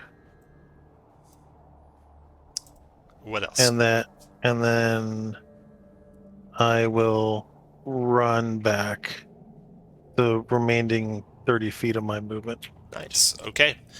The disturbance in the thing causes a chain reaction and it explodes. But you've saved everyone except yourself from the explosion, and you're running away. Gives you advantage on the dex save to not take the full damage. So make a DC 11 dexterity saving throw with advantage. As fire erupts, as this thing explodes. All right. I will also dampen elements on him. Nice. Okay. It's 16 fire damage, half if you save. And I don't. Okay. And then rather than you dampening it for 8 less, you take only 8 fire damage, no name. All right. Well, perfect. All right. And the trap is disabled. The way clerics disable traps. The lemming is just basically exiting. And darts over here, sits there for a second, makes some chittering sounds, and comes over here, makes some chittering sounds. And then we'll exit unless you guys stop him. I feel like you want us to stop that. No, Well, I'll let him go. it's just a little He natural earned lemming. it. After he goes around the corner, something comes around the corner from the direction he left. A little creature, about 6 inches tall, with a little ruin mask face, comes into the Oh. room, and if you guys don't stop him, comes up to Kraylin. And No, we'll let him. he reaches his hands up toward you, Showing Kraylin, and if you will let him touch your hand, you feel a little prick in your hand, but then you feel power surge into you, and you now have a blessing of heroism, which you have to use this adventure. That grants you basically the effects of a blessed spell for an hour, no concentration required.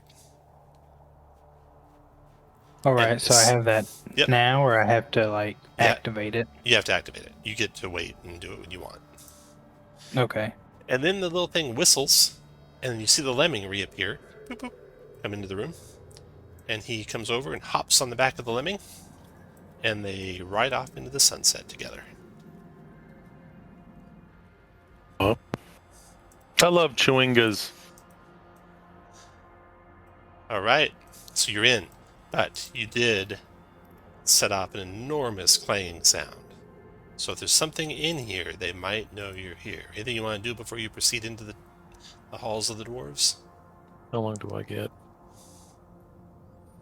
Yeah, I'll pop wild shape. Okay. 1 hour, You right? said if I use that, I get an hour of bliss, Hour of bless, yep. non-concentration, Non-concentration. and that's just me, or is that for every? Just you. Okay. Sure. Let's pop it. Okay. Actually, I'm gonna wait. The wild shape is an hour, but symbiotic is only 10 minutes. Okay. So I'll wait off. Wait on that. 10 minutes, yeah, you're right. Huh. Didn't know it was so short. Okay. I know. So, as you proceed into the halls of the dwarves, you traverse a series of abandoned halls. The remains of dead Duergar lie here and there. They have been picked over and carry little of value. You find an elevator that takes you to the lower level, where you expect to find the forge. So, you've explored like this many tunnels so far in your exploration to find the elevator, and the elevator is here. Would you like to take that down or keep exploring? Helya is all about taking it down and looking for what we need to look for. Okay. Down you Bit go. the urgency.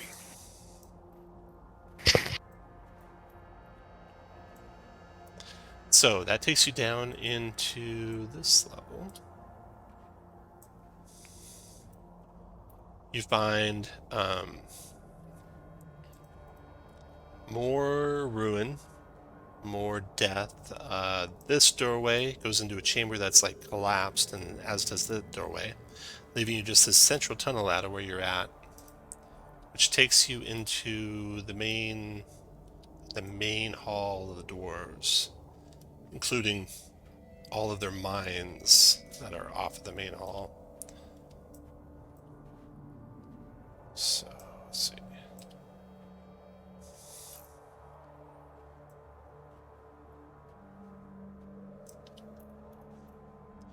Then, the doors into the forge stand closed right over here.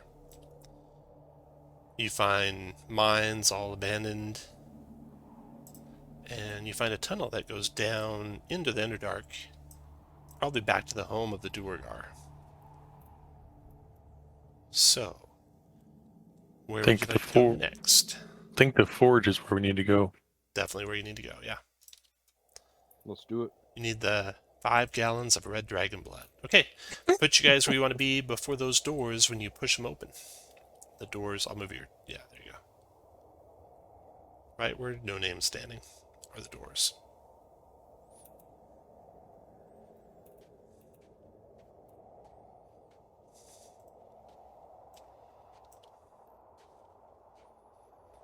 And you want to cast any spells right before you kick them in? This is when I will pop my For, ex- my wild shape. for example, if you're not concentrating on anything else, you could guidance yourself. Oh yeah, I'll guidance myself. Why do I have this concentration? I'll do Shillelagh on my quarterstaff. Okay. Hey, I would like also to shillelagh. Okay. What's that last?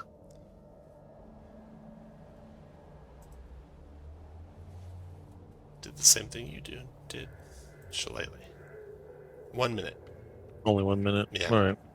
So, basically, if A there's lot combat can happen in immediately... 60 seconds. Yeah, Yeah. if there's combat immediately, you got like 9 rounds left.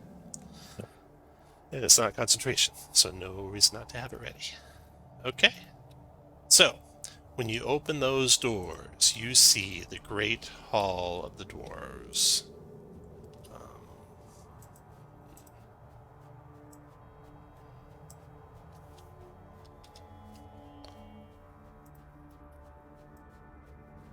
Takes a little bit to draw a hole. Bear with me for a second.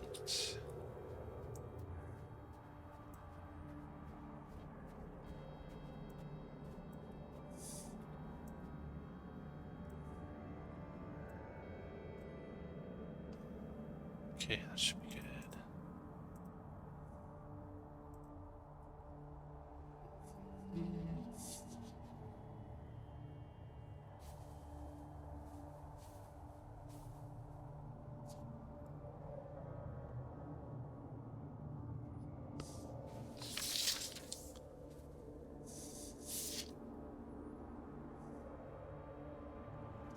All right. When you kick the doors in, you see the full extent of this place.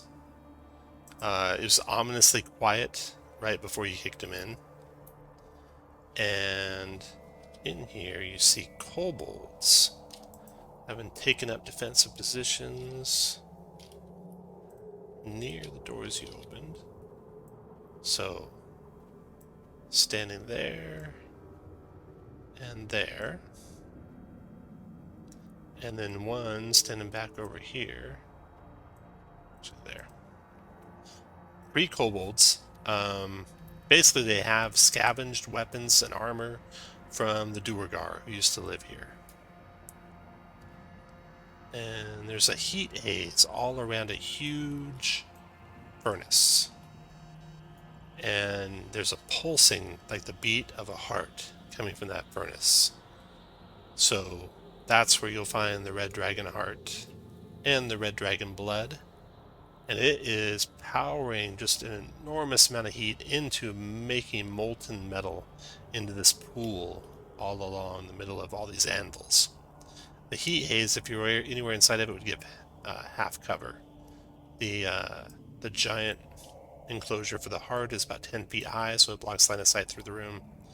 20 feet up to these towers that hug the walls.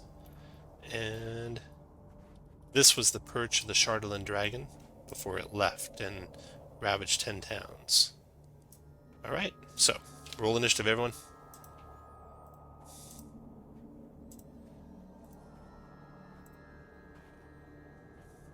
Better. The first to act is one of the kobolds. It dodges. It moves back towards the furnace over here and dodges.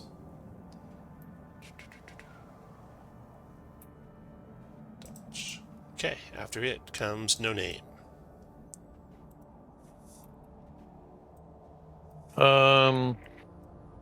Why would it dodge? Because we're scary, or because they're biding their time? It's like make a insight check. You're pretty good anyway. insight is wisdom. 14 passive insight. So 19? So you're suspicious. 19. I think it's just 11. 11. Oh, does that add in my... Yeah, it already has all your bonuses. So it is suspicious, just like you suspect. You don't know what he's doing, though. Or why he's doing it. You're right. Alright, so I will move in here, and I will just chill touch one of them to get his attention.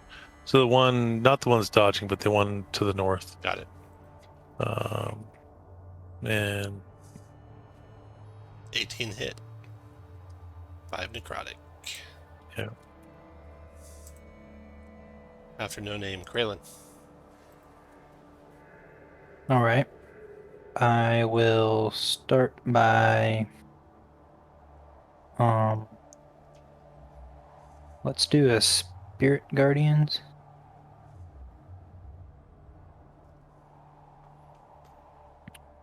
.15-foot radius.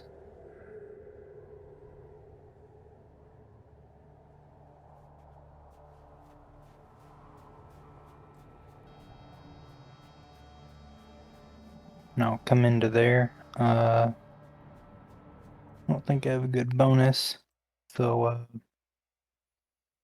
I'll just that'll be my turn. After Kraylin, this kobold will start in the area. Here's his wisdom save. You got him. Gonna roll me some damage, Kraylin. 13 points of Spirit Guardian's damage. Then he will multi-attack you. These kobolds are pretty well trained and are very experienced. You can see, Kraylin, that they might be a little bit older than normal for kobolds. These might be like the cream of the crop. They are still using weapons they took off the dwarves, though. The scimitars are really like axes. So the first scimitar attack is an 18, Kraylin. That misses you, right? Nope. Second Yeah, scimitar missed. attack is a 13, and then the effective dagger attack is also missed. And he is done. Helya, your turn. Helya's going to. Whoops. Helya's going to move forward. 1, 2, 3, 4, to there. Take a swing with her warhammer. 18 for 9. Plus divine strike, so it would be 18 for 16. 18 is a... Let me see. 18 is a hit. For 9, 16 total. Yep. Got and it. then bonus action, spiritual weapon. 19 for 10. That's a hit. Got 10. End of turn. All right.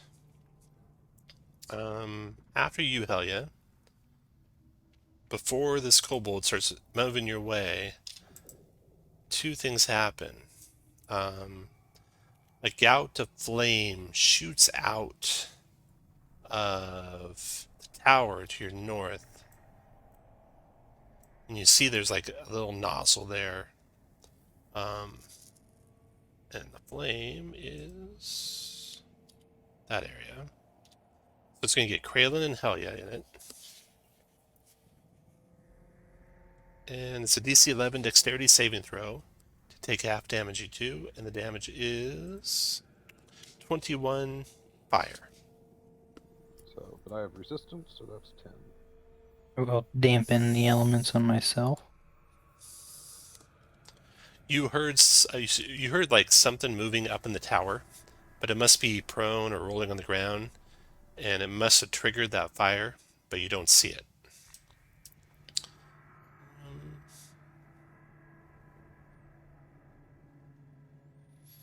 Okay, that was that action that was readied. Then comes this guy. Speed of 30. 1, 2, 3. We go 1, 2, 3, 4, 5, 6 to there. Oh no, He's going to stay outside of the Spirit Guardians. He'll go to there, to the edge of the Spirit Guardians. And he'll be done. He will dodge as his action. That is the end of that round. Next to go is this one that had been dodging, so move up over. Wait, starting in the Spirit Guardians, Kralin. Wisdom check. 14, takes a full 21 damage. He's going to converge on you, Kralin. Not dodging anymore and attacking all 3 attacks.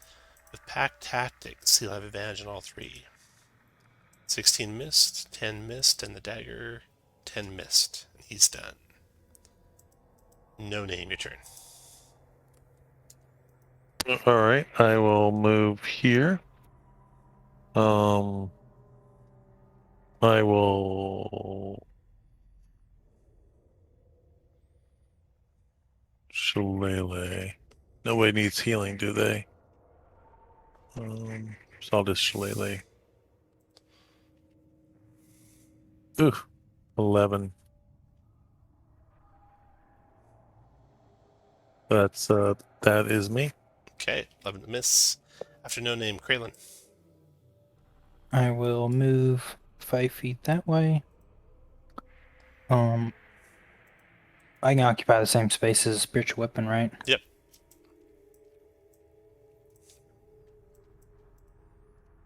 Alright, then Shillelagh, staff, the guy north of me. Crit, Nice, 14 bludgeoning. or lost my divine strike. There it is. We'll do lightning. 11 more lightning and finished him. And, well, I guess why not do another spiritual weapon, and I'll do it, just on... We'll do it right here, actually.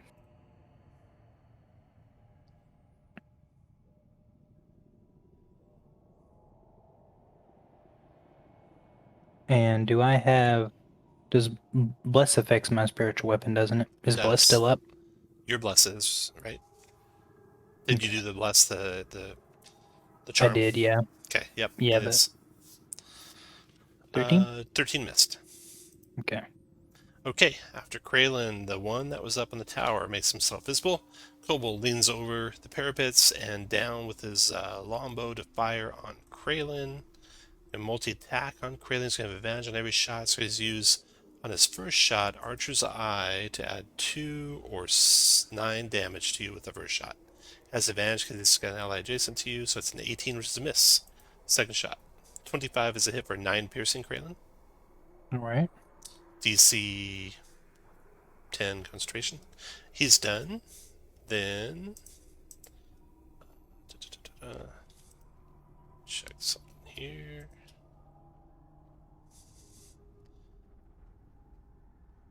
End your turn. Go through. Space 10 feet. All right.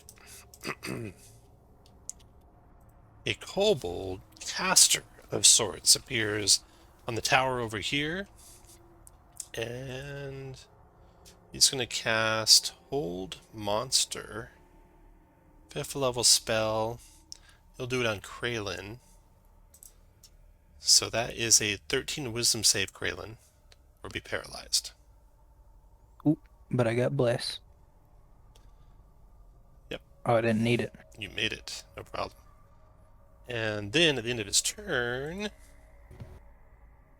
he disappears.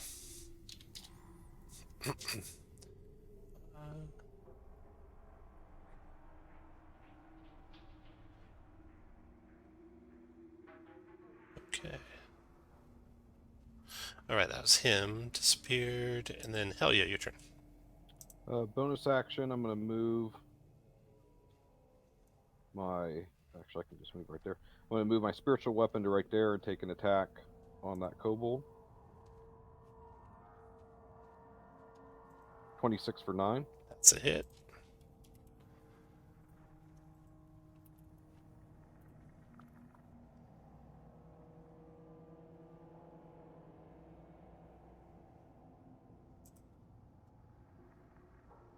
What else, Helya? And then move down here and swing with the Warhammer on this guy down here. That's only going to be 7 damage, though. 7. Got it. After Helya. The dancer that's dodging is in the area now. Spirit Guardians fails to save, takes full Spirit Guardian damage of how much, Graylin? 9 points. Then he pushes through 1, 2, 3, 4 to attack you, Kraylin, from there. No longer dodging, advantage on every attack. Scimitar, miss, and dagger. Crit for 7, Kraylin, and DC 10 concentration check. You are good. He's done. That round is over. And then the one to your southwest, Kraylin, attacking you. Damage of... Failed to save, so he took 12 radiant from the Spirit Guardians assaulting him. Then attacking Kraylin with a Scimitar 10, Scimitar 14, and Dagger 17. All 3 missing. No name your turn. Bonus action Hex, and then on the guy right in front of me. And then I will Shillelagh. And hopefully it. 16. 16. That would normally hit, but he's going to do a parry to make it miss. All right. And did we have Bless or anything? No. Okay. What else? No name? That's it. After no name, Kraylin, your turn. Bonus action spiritual weapon on the what is that little skull and crossbones? I guess I missed that. He's hexed. Oh, okay. Spiritual weapon on the hexed one. Constitution, by the way. You have a chance at hitting. Go ahead and roll a hit. 16. 13 force. All right, and then let me do a word of radiance Nice. around me. I can find where that is. There it is. Why are you blessed? 17 con. The Chewinga gave me a. Oh, never mind. I thought you cast on all of us. I was like, oh, can I get that? Okay, those both fail, so both take 5 radiant. What else, Kraylin? I think I'll hold.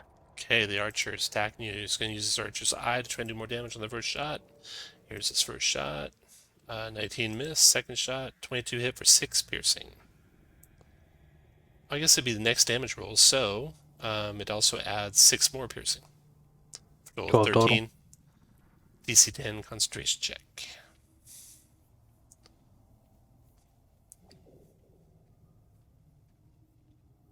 Come on, bless. Bless. You're still going. Archer's done. Then the warlock reappears here. So we're going to try another hold monster on you, Kraylin. DC 13 wisdom. I will just, in case, use Alright, let me see.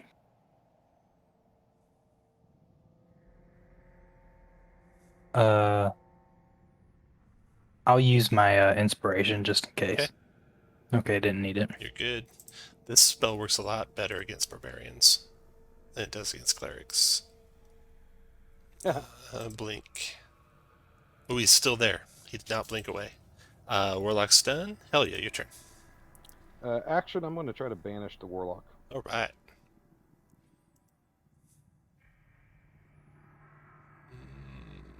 Looking for counterspell. I don't see it. 16 charisma save. I like his odds. Made it. Ooh. Then bonus action. Actually going to float this down here and try to finish off this kobold. No, I'm not, because he's hopefully going to be killed by the Spirit Guardians. So I'll stay up here and do the archer. But miss. After Helya, the dancer's turn. Give me some damage there, Kraylin. Wisdom save on Spirit Guardians. He makes his save. Takes 7 damage. Then attacks Kralin with a scimitar. Scimitar. Critting you, Kralin, for 9. And then dagger. Missing. And you make your con check. He's done. That round's over. Another dancer in the area. Wisdom save. Made his save. How much damage to him? 14 becomes 7. 7 finishes him. I didn't No get to kill him. name. Your turn. All right. Let's see. Right here. I'll bonus action move my hex. And then I'll shillelagh.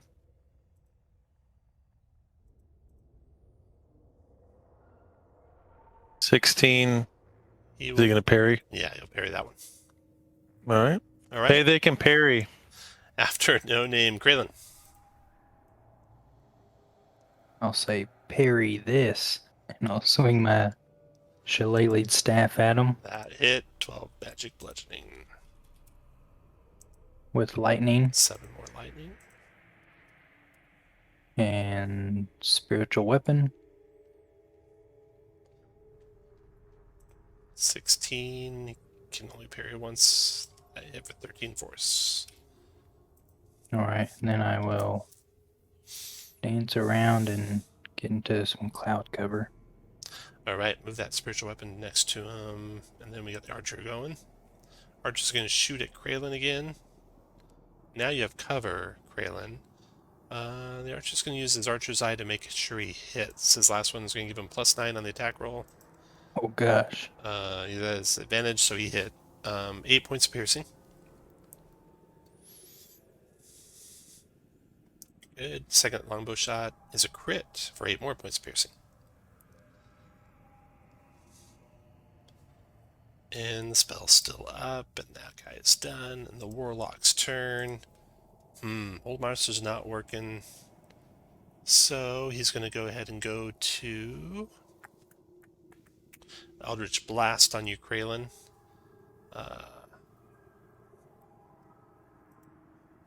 You get 3 rays. Nice. Okay. First one's a 19. Oh, the heat his gives you half cover too. That's a miss. 15's a miss. And crit for 10 force, Kralin.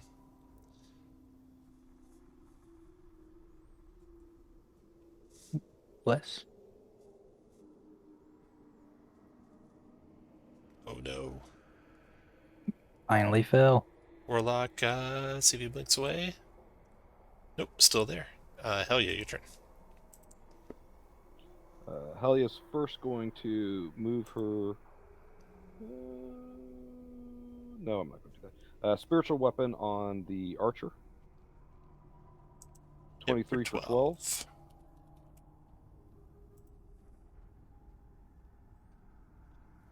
And then Helya's going to cast Spirit Guardians.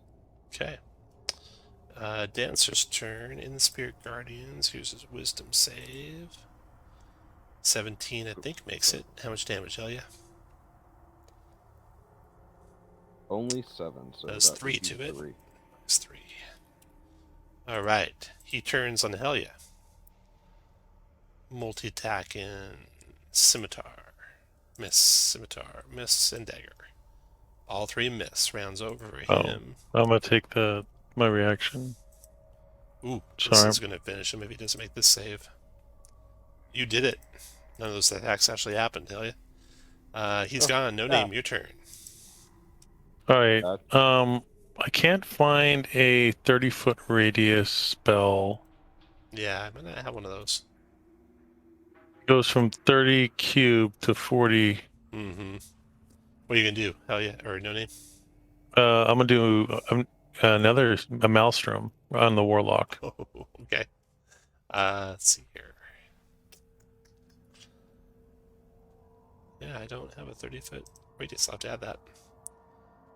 Point you see on ground or in water, 5 feet deep, swirling water. So the top of the tower, you're hitting with 5 feet deep, swirling water? I think maybe right here. Okay.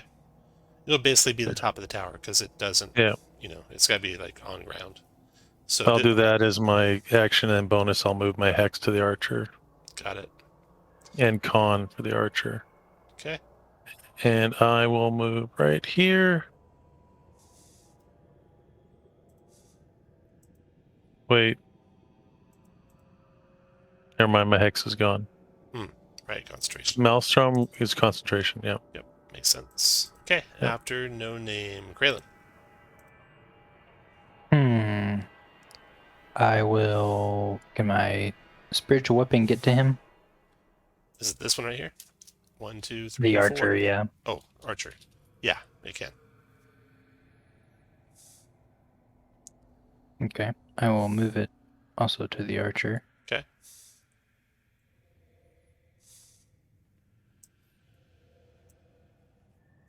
26 for 7. That's a hit.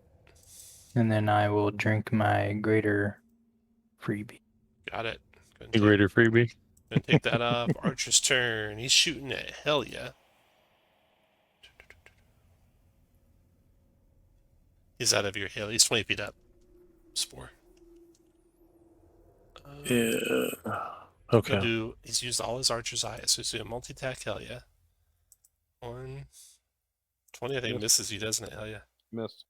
Miss and miss. He is done. Then the Warlock's turn. Starting the Maelstrom. Click your Maelstrom spell. All right. 16 strength save. Okay, here's a strength save. Doesn't make it. Takes 21 bludgeoning. Gets pulled 10 Pulled feet. to the center. Yeah. And let's see. He took. I think something's going to happen here real quick. Take damage. Okay.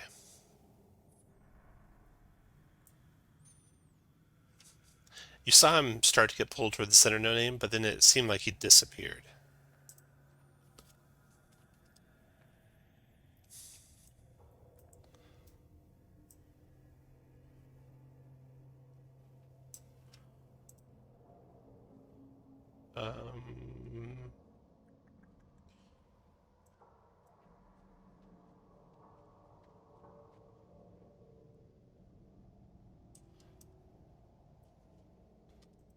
And then, oddly, a fog appears on the tower east of the tower with the maelstrom in it.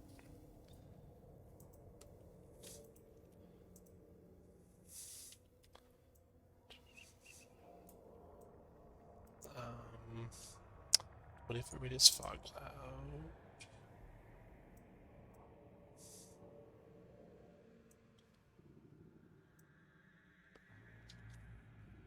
So there's this like cloud of fog on top of the tower and spilling over toward the ground of that eastern tower.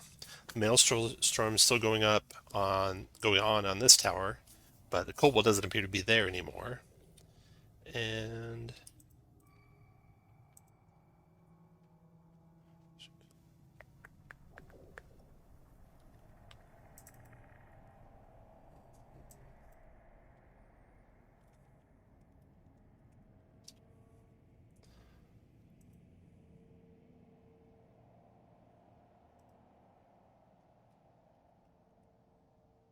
then after the spell is cast, the mists seem to kind of part slightly, and a creature out of your nightmares comes walking out of them.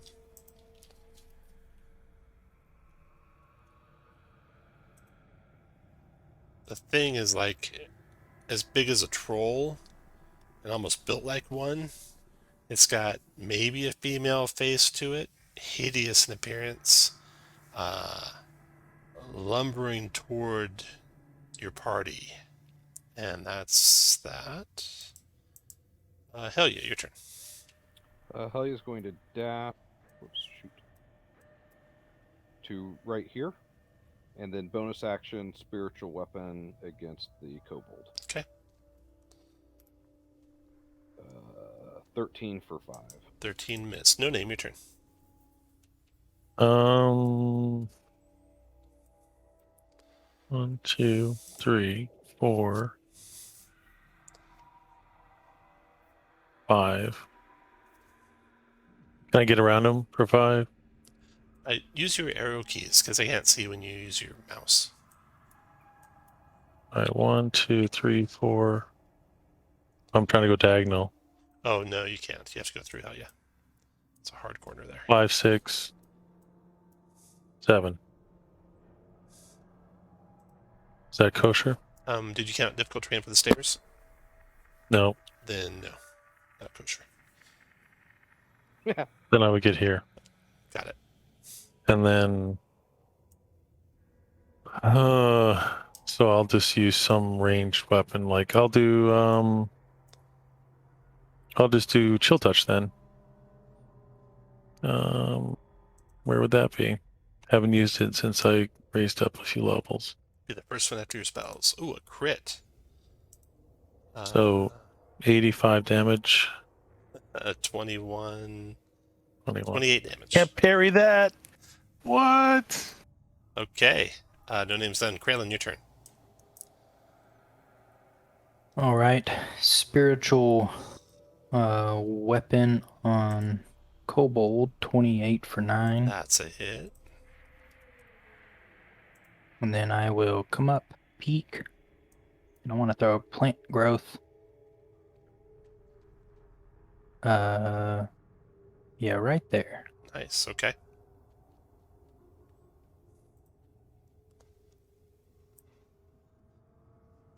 Ooh, Oh wait, not plant growth. Spike growth, the damaging one. Got it. Okay. Get those mixed up. Yep, 20-foot radius for that. Got it. Okay. Then I will duck back. All right. After Kraylin is the archer. Give me some damage there, Helya. And no name if you'd like to use a reaction. Yes, please. Helya, 13 damage. You can live. Let's see if it makes it save. Does Nope. not. You kill the archer. Then the warlock's turn. Are we still calling it a warlock? Well, no, good question. Oops, what did I just do? Deleted my spiritual weapon. Is that what I did? Huh. One of the things you did. You also deleted the heat haze. Weird. Oh, let's see. Huh. Know how I could delete the heat haze. Oh, I know. Layer, map layer. I put the map on the token layer. That's how I did that. Map layer. Object layer. There it is. I was trying to delete that That creature Fog looked like cloud. it's a plant. Not exactly. So the kobold reappears. So it's an addition to the thing coming at you. And it fires Where's it at? Eldritch Blast at no name. So no name, 23 to hit you for 5 force. Yep. 20 to hit you for 4 force, and then miss. So 2 DC 10 concentration checks if you are concentrating on something. If you're not, you can take the lightning bolt off. Yeah, I'm going to keep the maelstrom up just in case. Okay. Made it. And the warlock's gone. One more check. He had 2 different hits. Nope. So Maelstrom's gone. The warlock's done. The hag. Let's see here. Do you want to go across, say, plant growth? Probably not. Yes. Probably doesn't. So, she'll go 1, 2, 3, 4, 5, 6, 7, 8. 1, 2, 3, 4, 5, 6, 7. Double moves over to there, and it's done. And then Helya, your turn. The plant growth's not blocking line of sight or anything like Correct. that, right? First bonus action, I'm going to move my spiritual weapon down 20 feet. to there. And then Helya's going to ready a guiding bolt. Let me see. Wait, what the range? Yep. Oh, Readying a guiding in bolt. case this changes, hell yeah. Oh nope, concentration. Nope, not going to do that. Okay. Also, in case this changes what you want to do, that guy's still visible up there. He did not disappear. Oh, he didn't. Okay. Did not. Well, that may change things. Then just going to cast guiding bolt. I don't have to worry about concentration. So haven't cast this thing in a while. Here we go. Who are you shooting at? The warlock. The warlock. Okay. That's only a 15 to hit. 15 is a miss. Finish your move where you want, hell yeah. Move your spirit weapon where you want. Rounds over. No name, your turn. All right. Just looking for distance. How far is my friend? 90 feet. 60. All right. I'm going to use my thing and move. 1, 2, 3, 4, 5. Am I in the spike growth if I stand right here? No. Okay. All right. And now I'm going to go to this little measuring thing. 60. So close. So, never mind. I'm not gonna. I probably already know that. And I'm gonna do chill touch again on but this time on my friend, the warlock. And you can't see him because you're like below a 20-foot tower. Hmm. You can see the hag from where you're at. Yeah, I'll chill touch the hag then. Go for it. Hmm. Just a second. It's moving the wrong. I'll thing, put it on the of map course. later. There you go. Yeah, you're Okay, good. there we go. Yep. 15 The missed 15? the hag. Yep. After no name, Graylin. All right. We'll move up here. If I cast a spell out of this, they don't get half cover because the heat haze is in my eyes, do they? They do. Anything that goes through the heat haze causes things to not look right. Okay, so can I see the, Yep, you can see him from there. okay. Let me try a, guiding bolt. Guiding bolt. 24 Ooh, for that 14. hit. 14 radiant. And he's got a concentration check to make. Which he makes. And I'll move further up here. Is his line of sight blocked for me now? Yeah. Okay. And I'll just move my spiritual weapon down. Okay. Warlock will do. Actually, he's just going to go ahead and back on up. Out of sight. Then the hag's turn. She'll go 2, 3, 4, 5, 6, 7, 8. 1, 2, 3, 4, 5, 6, 7, 8. Give me some damage, Helya. 5 all at once. The hag had a dash to get to you, and I don't think has any kind of a bonus action. No. Helya, your turn.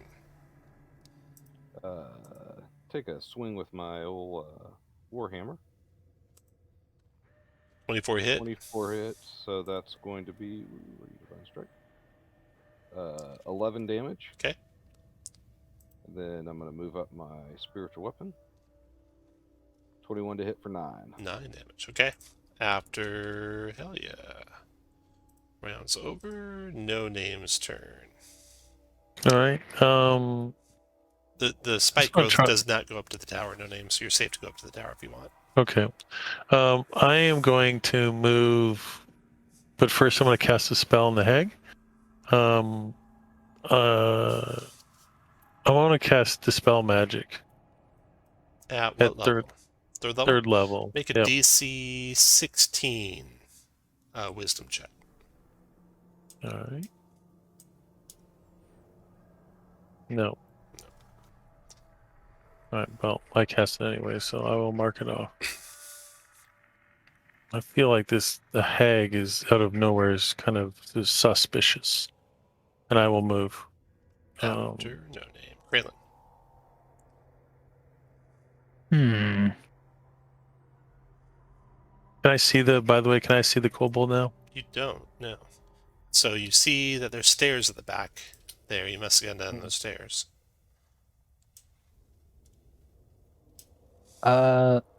Seeing him do that, I will also try to dispel magic. Okay, what level?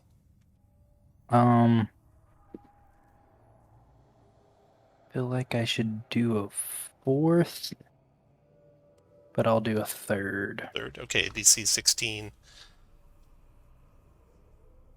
Well, I was hoping bless my clutch, but nope.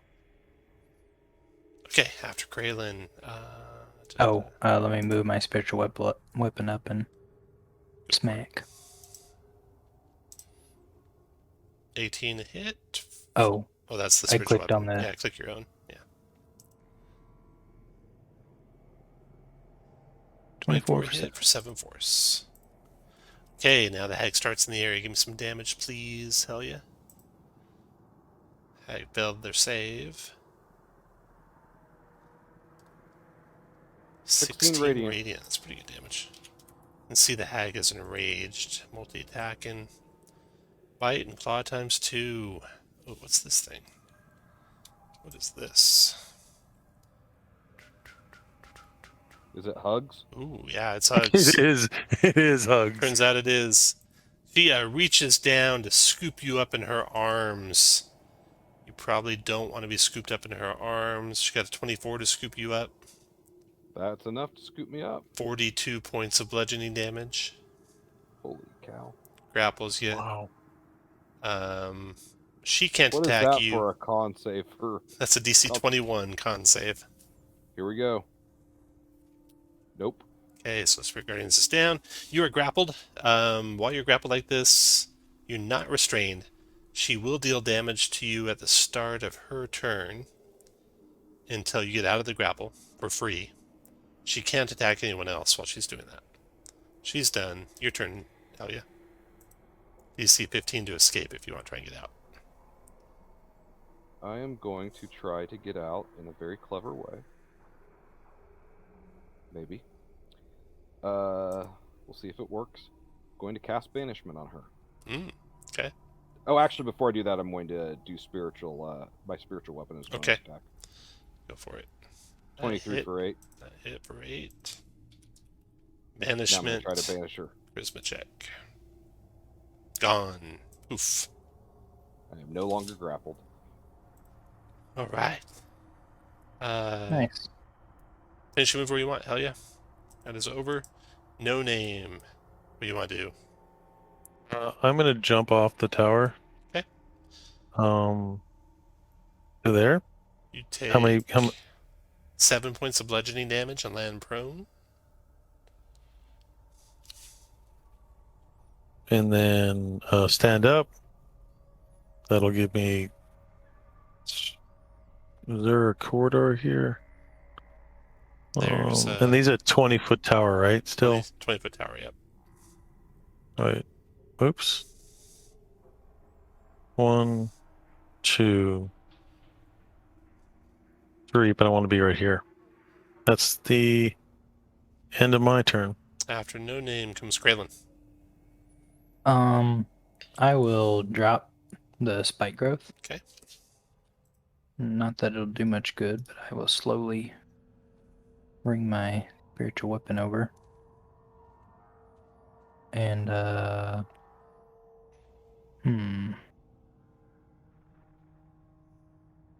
think I'll come up the tower and...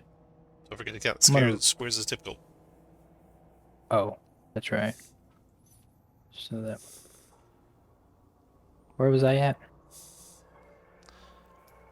We'll say here. Oh, if you haven't done anything, you can do Control Z and move back to where you started. Okay, that was it. I couldn't remember. Okay, so I was here. 5, 10, 15, 20. Okay, so I'll get here. Can I see this area over here where the warlock was? Yeah.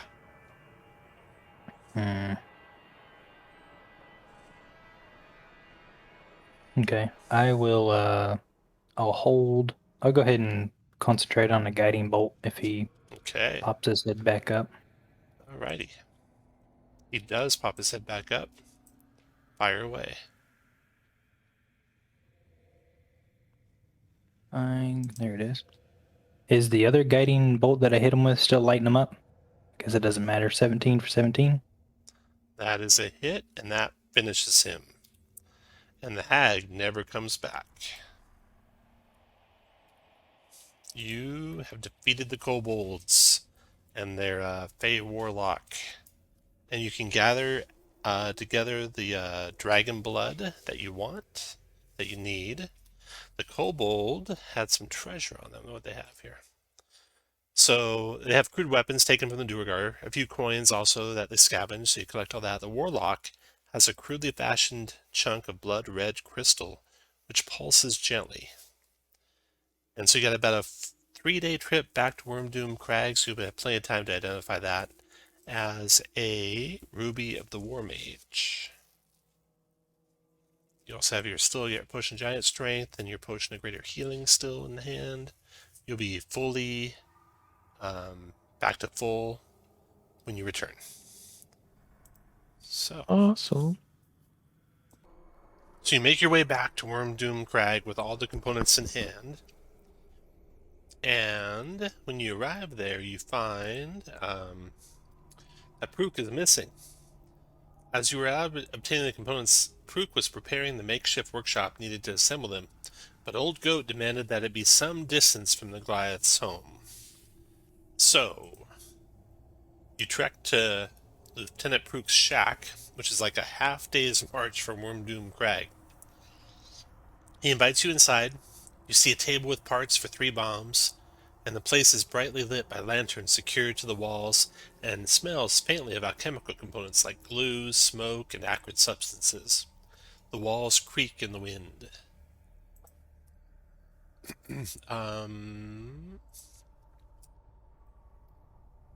So, he looks on approvingly as you add the components you obtained to the table, and he says the first stage of any crafting is to ensure all components are laid out and all instructions are accessible and clear. So we're going to make a DC 10 Intelligence Investigation Group check. We're going to do it one at a time in case you want to start using guidance and things like that. So does anyone want to cast guidance right at the start? Yes, I will. But can my channel Divinity Artisan's Blessing do anything with this? Maybe. Let's see what that does. Channel Divinity Artisan's Blessing 5 feet. Spend, go pace equals object, vacant space, craft not magic item that must be who's up to. Okay. So maybe, yeah, if you do that channel Divinity, that'll give you advantage on your check. You said this is a DC 10 investigation? Yep, DC 10 investigation. I will give no name guidance. All right. We'll start with Helya. Go make your check. So with advantage and guidance. Mm-hmm. You're good. Oh! No name. Go to make your check. All right. Uh-oh. With guidance. It can't make it, even with guidance. Yeah, I don't think it. Yeah, it's only D4. Yep. Okay, Kraylin, your turn. So we just gotta... I just gotta roll a 10 and we're good, right? Yep. I will reach into my pouch and pull out this silver dragon's head and use my clockwork amulet to forego a dice roll to get a 10. Nice. Is that a check? No, it's when you make an attack, unfortunately. Oh, okay. Well, there goes that. Okay. This ain't gonna be good. Well, I can give you guidance. I have guidance. Made it. You made it. All right. Oh. I was going to say, we should all have guidance. Yeah, you guys can all guidance yourselves. Okay, that was the first step. So you've got all the components laid out. That's good. Where were we? Parts and instructions. Did that. Second step, delicate assembly. So with the components laid out, careful handiwork is going to be needed to assemble the bomb. So again, we're going to wait till you get asked. It's a DC 15 Dex, sleight of hand, group check. If you're proficient with alchemist supplies, jeweler's tools, thieves' tools, or tinker's tools, you can use that instead of sleight of hand. If you have one of those and sleight of hand, you have advantage on the check. So, you all cast guidance on yourself, and Kraylin, you'll go first this time. Okay, I want to remind everybody, you do still have your inspiration. So Kraylin fails. My herbalist kit wouldn't have helped any with that. No. Okay. No name. All right.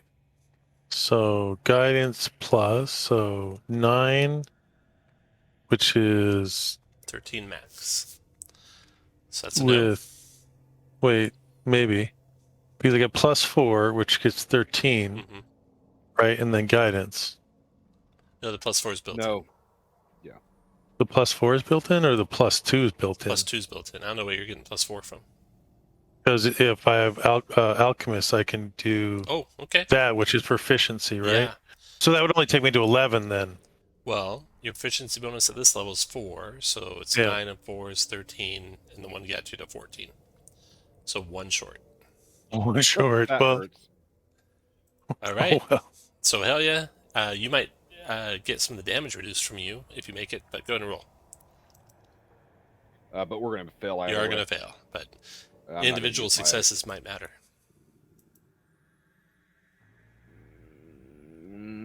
All right, fine. I'll use my advantage on this one. Okay. Inspiration. Nice. Boom. You made There it. you go. All right. So, careful assembly on a failure. Okay. Hell yeah. You cut yourself in some of the sharp components, and you take 10 points of slashing damage. No name, you take 7, even though it's more dice. Sorry, Helya. And Graylin, you take 12. Ow. Before the final stage, the final assembly, does anyone want to do any healing? Yes. Go I ahead. would love to do some healing. Go ahead. Sure. Are you just leaving? No, my thing is screwing up. I can't. It keeps like That have to happen dragging. sometimes too. You have to like just reload roll 20. That's what I find. All right, I'm gonna reload. Okay. While they're reloading, you guys all done? Kraylin, you done? No name, you done? Yeah. Done. Okay. Yeah. Oh yeah, you're at 70 out of 80. Do you want to heal any of that? Oh yeah, I'll cast a cure wounds on myself. Cure wounds? Okay, I'll do it for you while you're reloading. Okay, you got 7 back. So you're 77 out of 80. I did cast a Death Ward this morning. Yeah, you all have aid, you all have Death Ward. Well, no name and... Kraylin and Helya have Death Ward. Okay, last stage. Wisdom check. Be nice. After delicate assembly comes final step. Anticipation builds as Lieutenant Prook goes to place the final component. A bright flash and a bang confound your senses. Blinking to clear your eyes, you see a rapidly expanding vortex of flame threatening to destroy the bombs, the workshop, and everyone in it and nearby it. Sparks fly from it, coalescing into destructive miniature elementals. So the vortex and the elementals are going to deal fire damage at the start of every one of your turns. You can use a reaction to take some of that damage away from the person taking it and take it yourself instead. And the amount of damage that you take is a d20 plus your con mod. So, everyone roll initiative.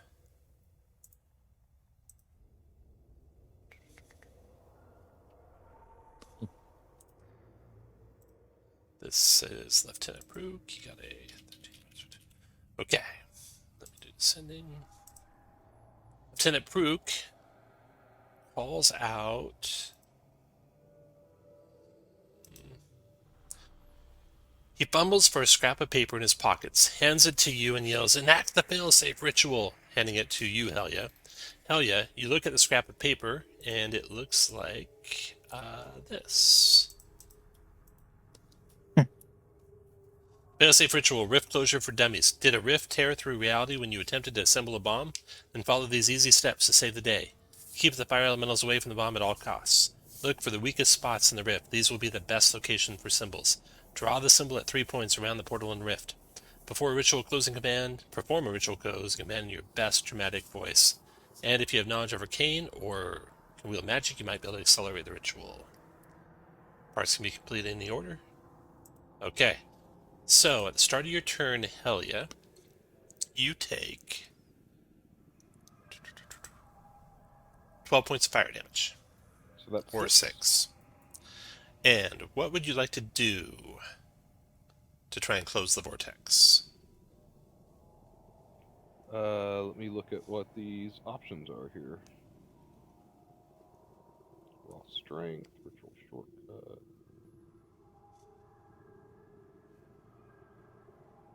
Yeah, I'll read them out for everyone. So, raw strength action, 17 athletics to shove back the elementals and physically close the vortex. Doing that, you will take extra fire damage. Ritual shortcut, 17 arcana to accelerate the ritual with a few arcane gestures. Drawing the runes you need to draw, that's a 17 sleight of hand, or calligrapher supplies, cartographer's tools, forgery kit, painter supplies. If you were a fast hands rogue, you could do it as a bonus as well. Then reading the vortex energies is a perception check, with disadvantage because of all the smoke and embers flying around.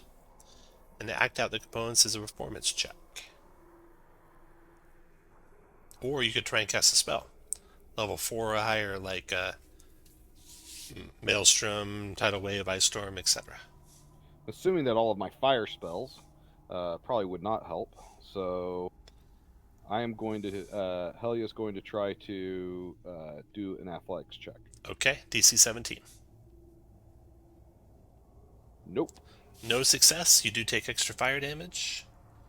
You take an extra 14 fire, or 7 for you. Helya's done. Kraylin, you take... Can I use my dampen elements on this? Yeah. Did you want to use it on Helya? I Because already it have resistance. restarts on your turn, right? It's a reaction? They already have. Can you It gives resistance. I already have Oh, that's resistance. right. Okay. Yeah, you definitely can. And you take 11 fire before you dampen it.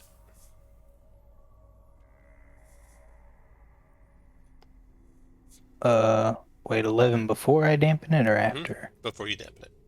Oh, okay. Okay, 11. So you take 5. 5. Okay. Well, I don't look too good at a lot of those, so I will, I'll use, I have a spell for that, and I'll do dispel magic at the appropriate level, level 4. Level 4, okay. That counts as 1 success. You would say you are 1/6 of the way to closing that ritual. I'm sorry, 1/5. You're 1/5 of the way to closing that rift, not 1/6. Alright.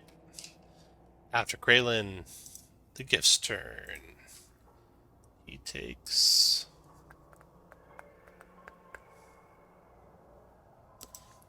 15 points of fire damage. And he is... only thing he can do is really try and shove it shut, because he's pretty strong. And he does, so that's 2/5. And he takes more fire damage. 16 more. I'll do my reaction to... Okay, roll d20. So you take 11 plus your con mod. How much does that total? My con mod is +3. +3? Okay, so you take 14 points of damage to you. Or Of course, 7. you cut that in half. He takes 2 damage. Nicely done, Helya. He's done. No name. You take 11 points of fire damage. And what do you want to do? Okay. Absorb So- it? Okay. How does this work, though? It gives you resistance. So it just gives me resistance. So you Okay. take 5 fire damage instead of 11. Okay. Yeah, somebody tried to tell me it only absorbed what I rolled. Oh, no. Okay. Thank you. And then I will cast Dispel Magic at 5th level. Okay, another. Where's it at? There you go. 3 out of 5. No name's done. Round's over. Helya, you take. So the level doesn't matter? As long as you did 5th level, you're good. Oh, you take Okay. 18 fire.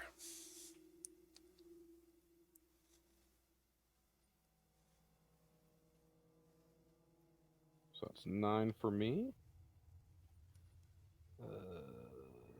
Okay. And I'm going to try to shove. Okay, go for it. Athletics check. You succeed. So you're at There you 4 go. out of 5. And Helya, you take an extra 10 more fire, or 5 for you. Graylin, you take 12 fire. Okay. Do I get my reaction back before that happens, or Yeah, no? you can dampen it every round. Okay. All right, and it seems like multiple dispel magics are working. Is it? Yep. Okay. Yeah, I'll do another 4th level then. 4th level. At 4th level, you close the rift. As the rift closes, it left something behind, a folded up fine black cloth, soft as silk but hot to the touch. And Lieutenant Prook can finish making the bomb. That is the end of the story. So you close the vortex. Lieutenant Prook finishes constructing the bombs. Now it's time for his favorite part, using them. He thanks you for your aid and returns you to Wyrmdoom Crag to rest. He asks you to ready yourselves for the precarious trek to transport the devices to Zorfendroth, and if detonated successfully there, to secure a future for Icewind Dale safe from the aberrations of the far realm, and with the never-ending Rime ending, a new start for Icewind Dale. That piece of cloth you identify later to be a portable hole. Oh, wow. And when you open it up, blistering hot, dry air carrying embers and ashes blows from within the hole. So that's slightly different than a normal portable hole, but just kind of flavor. You still have your potion of giant strength, you still have your potion of greater healing, you still have your ruby. So if you'd like the potion of giant strength or the potion of greater healing, roll a d20.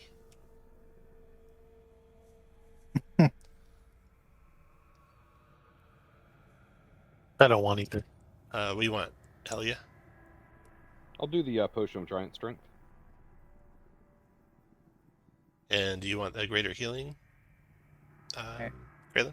Yeah, I'll take it. Okay, let's see. So, you guys can gain a level if you want. And the level 11 is the optimum for the next Season 10 adventure, which is 1010, which I'll run once it's available to run. But you can also do that one at level 10 if you want to stay at tier 2. That's good because I'm at level 9 now. That's good. The epic is the same way. You can run it at 10th level or up to 13th level. Yeah, I'll run that when it comes out as well. Those are at least a month out before they come out. Let's see, treasure. So you get 120 gold each from all the magic items and the Chardolin fragments and the Duergar weapons and the dragon art, etc. Because you had a little bit extra than you needed for all the bombs for all those. If you keep any of the Chardolin fragments, just because you like to have some Chardolin on you, you would gain Chardolin poisoning, which is pretty bad. It gives you disadvantage on saving throws against spells, and spell attacks against you have advantage. You only get that story reward if you keep some of the Chardolin fragments, and you don't need to keep any of them to get the full 120 gold. It'd only be if you really wanted to do it. Because why? Why would you do that? Story reasons. You really dedicated to your character, story, background stuff. Dedicated At all costs. Dedicated to. Oh Lord. Okay, that's the end. Thanks for playing, guys. No, thank you so much. Thank you, Tom. I really appreciate it. Yeah, thanks. How much did you have to dumb it down for three For three? people? I mean, Yeah. I A lot. Significant amount, I guess. Yeah. Yeah. I was like, oh, hey, we already got knocked out with the first encounter with the big B hands. Yeah. I was like, oh, this is gonna be a long night. Yeah, no, you guys were actually doing very weak because you're lower level than the adventure. There's only 3 of you. But at the end there, you were like the perfect characters to do the last part.